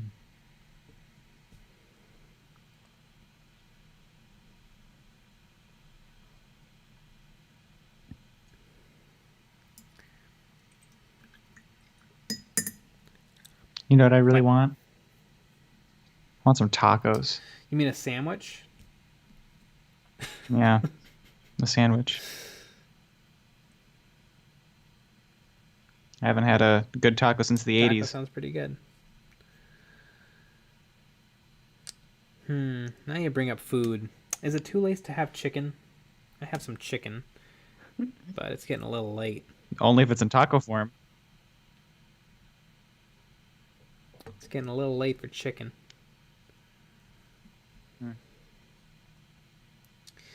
You know, though, they do call it a midnight snack. You know, they say a midnight snack, you'll never fall asleep.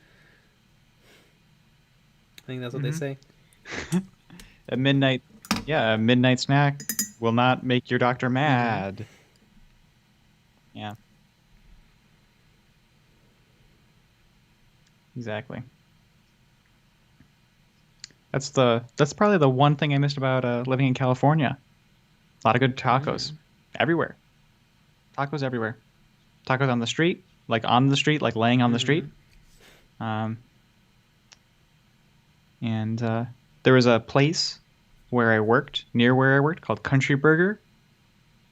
That was pretty good. They had great tacos. Country Burger had good tacos.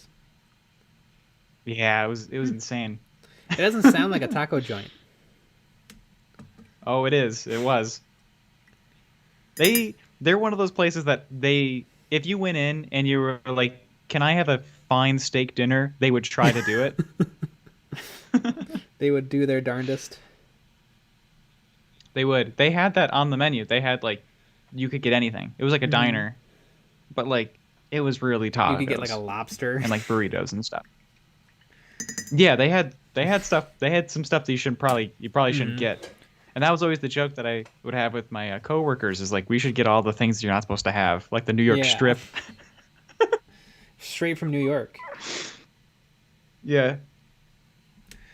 And I guarantee you would say it to them and they would roll their eyes and they would make it poorly. Because you're not supposed to buy it. They go in the back and they get a Salisbury steak and they throw it on the grill. Yep. But the tacos were excellent. They really were great. And they had really great burritos there. Burrito. And the look of it was straight out of the 70s. Never been updated once. Of course. It was awesome. The same TVs. It's like Fat Boy Slim. Why try when you're already the best? Exactly. I like good. Fat Boy Slim. It was a good restaurant.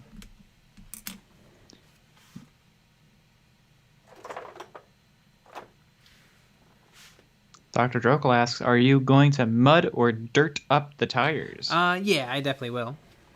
Probably some dry brushing. The base for my Black Templar is the Vallejo Earth and then a highlight of Vallejo Bone White, so I'll probably do plenty of that. I would love to find a pigment that's kind of a match in color, because that would look real nice. Oh. You'd love a good pigment. They're tricky to use, but they're worth it.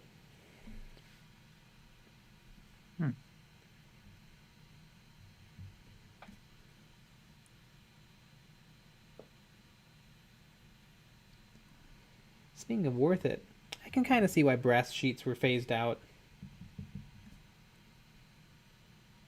The details are very fine,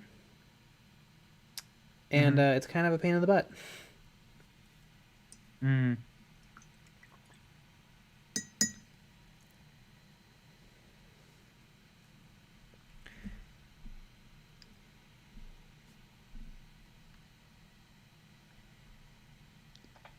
I know we wanted to paint this up on the stream because you like just got it. We could have 3D printed some things. That's true. That's true. We could have taken the dimensions from it or something. That'd be kind of neat.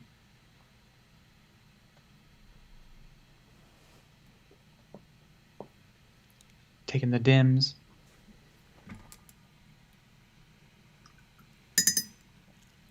Are bowling alleys open? Probably, right? The bowling alley is like the most disgusting place in the world. I think in terms of like grossness, I think you got to go like number 1, Golden Corral. Number 2, Chuck E. Cheese. Number 3, all bowling alleys.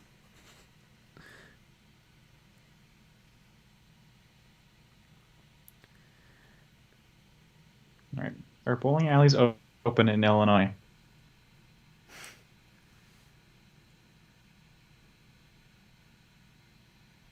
Bowlers ecstatic as Illinois bowling alleys finally reopen. I guess in July. I guess they've been open since July. You're not allowed to have more than 50 people. 50 people is a lot. I'm thinking about all the but if you have a bowling league alleys I've been to. Like 50 is probably max capacity. if you Well, Nah, no, but like, no how way. many people do you want? with the league, That's true. yeah, but with leagues you have hundreds. That's true.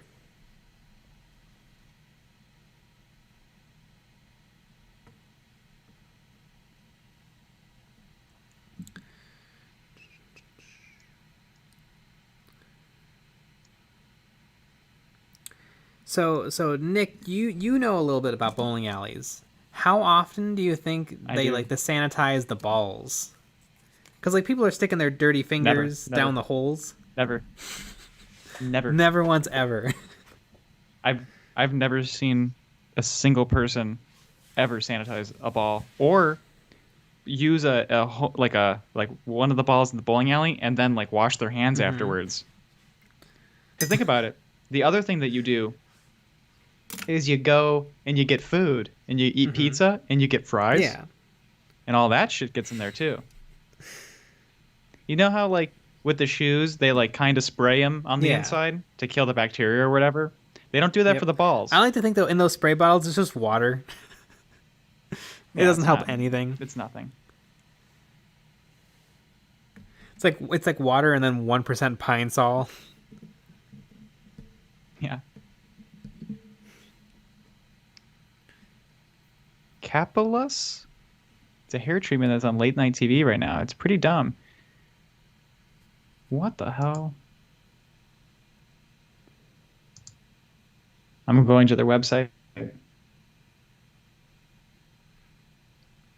Clinically proven 6-minute daily laser. Oh my gosh, it wants me to buy it right now.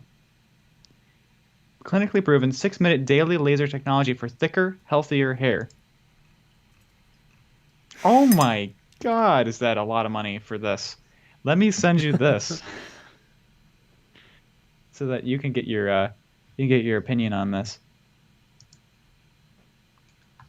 This is insane. I mean, I think that maybe this is how we start making money. We get into the This seems the like laser hair removal biz. No, it's for thicker for hair. thicker hair. Oh, they've got a kind of nice logo. They do. It's kind of funny. Probably paid somebody on Fiverr to make it. Oh my god. No, wait a second. What you do is you throw red LEDs in a baseball cap, Really? and you're getting thicker hair. That's outrageous. Do you see how much it costs? Up to $500 off. How much does this thing cost? I could make this. It can cost $800. No, that's for the basic thing costs $800. It can get up to $2,500. That's outrageous. I could make this. I could make this for like $20. And that's $2,899. Almost 3,000 buccarinos. $20 would let me prime delivery all the ingredients to me. And then I could just make the rest of it. I love how... Why would they make it a baseball cap if you only have to wear it for 6 minutes? Yeah. Should be a flat cap, right? Look trendy. Yeah. Snapback. So, Dr. Drokel, how many of these are you buying? Mm-hmm.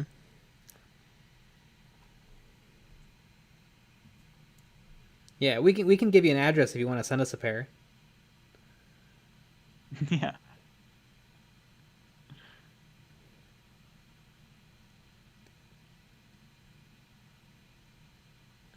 Are people afraid of I being feel bald bad for anymore, people that though? bought this. Yes. Just as soon as you lose like 5 hairs, just go shaved head. Mm-hmm. If it even See, not everyone looks good in a shaved head. no, but then you get yourself a nice hat.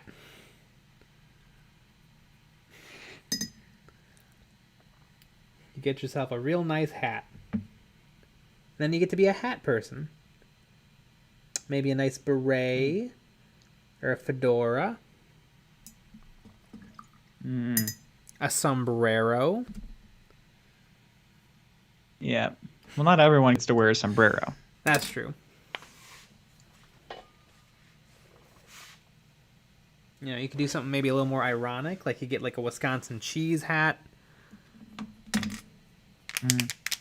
Yeah, I think that's what I would do. You roll up to a date with a Wisconsin cheese hat.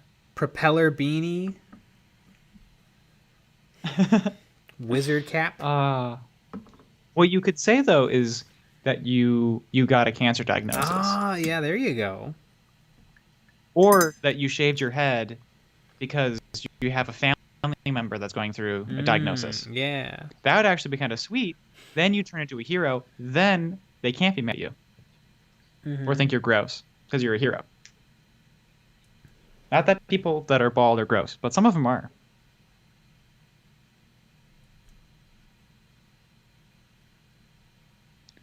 Jeff Bezos has a bald head, and it looks good on him. It looks really evil, and that's perfect. Nice evil bald head. Howie Mandel has a bald head. Joe Rogan. Famously bald. Joe Rogan has a bald head. Famously bald.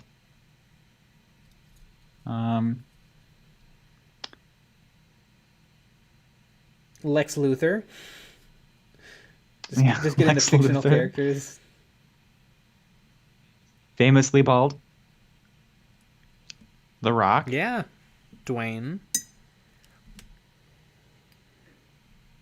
And so yeah, I don't know. I know that I apparently have a birthmark on the back of my head. That's like red, a red mark. So it would look a little interesting.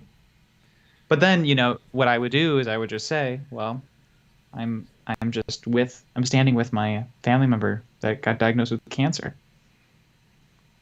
That'd work out. I'm gonna write that line down. Speaking of not work out, it is 12:25 right about now, and I think that we're going to be wrapping it up at about 12:30. Because I'm getting a little tired. Little And my butt's tie. falling asleep. And there's a bunch, and some chicken is waiting for you, isn't I it? might cook myself up some chicken. Ooh. Someone's gonna be a little naughty tonight.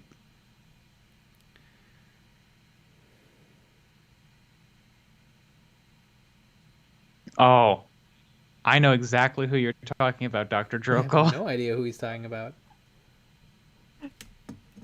Elon Musk's mom. I love that Elon Musk's mom is like a Googleable thing. Is she a freak? She was a model. Really?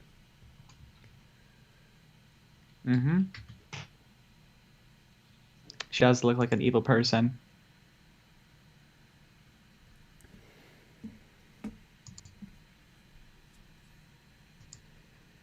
Let me try to get a good pick. This is the most evil pick I could find. Ooh, it's good old Pinterest.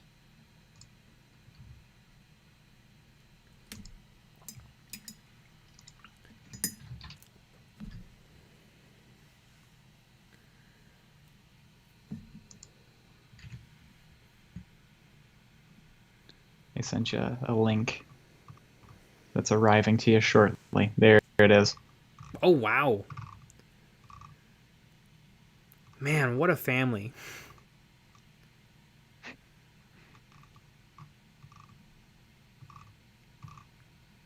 It's odd. Mm-hmm.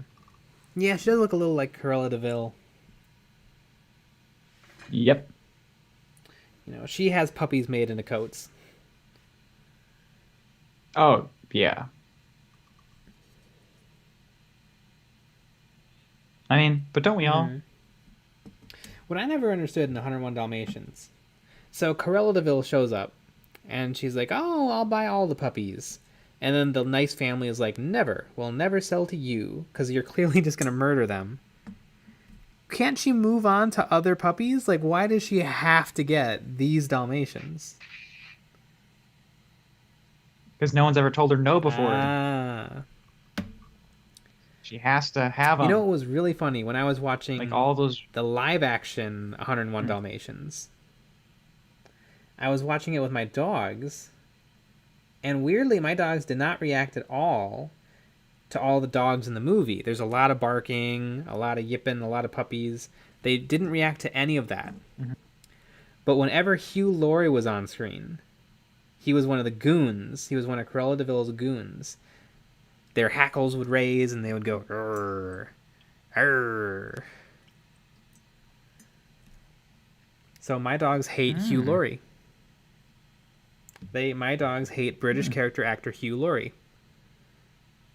Do they also not like House? I don't know. I've never watched House with them.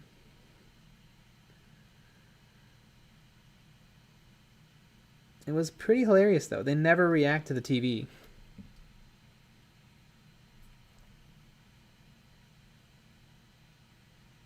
I like House. I like that every episode is the same.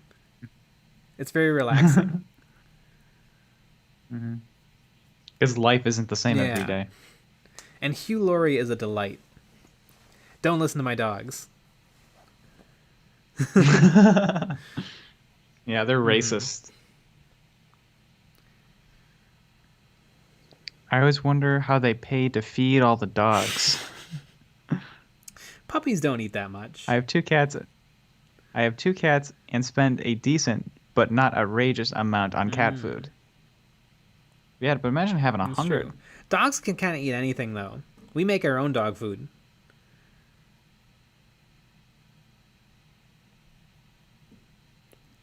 You know, they don't complain. Cats are finicky. Yeah, cats will just leave if they don't like the food you got. Mm-hmm. They're like, "Yeah, we'll try the neighbor. It's been real. Peace." And then right out the door.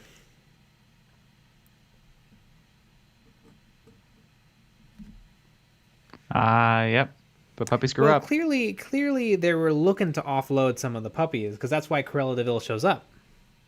So I'm sure they're going to find 101 nice families. Yeah, but They didn't. Yeah, but they weren't willing to part with them that No, easily. yeah. They wanted them to at least live a little while.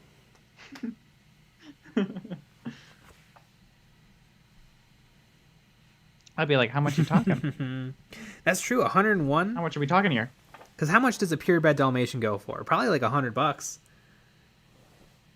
Yeah. more than that. We're talking. We're probably talking 10 large. So yeah.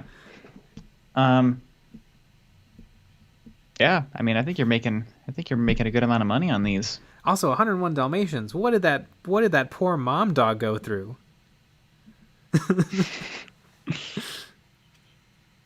Yep.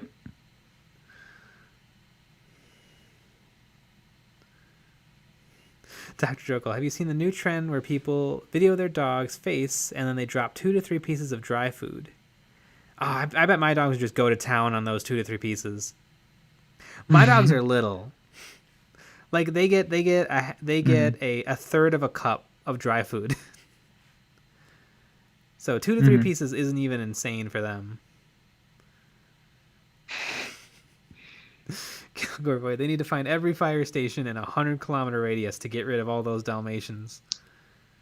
Pretty much. Yep.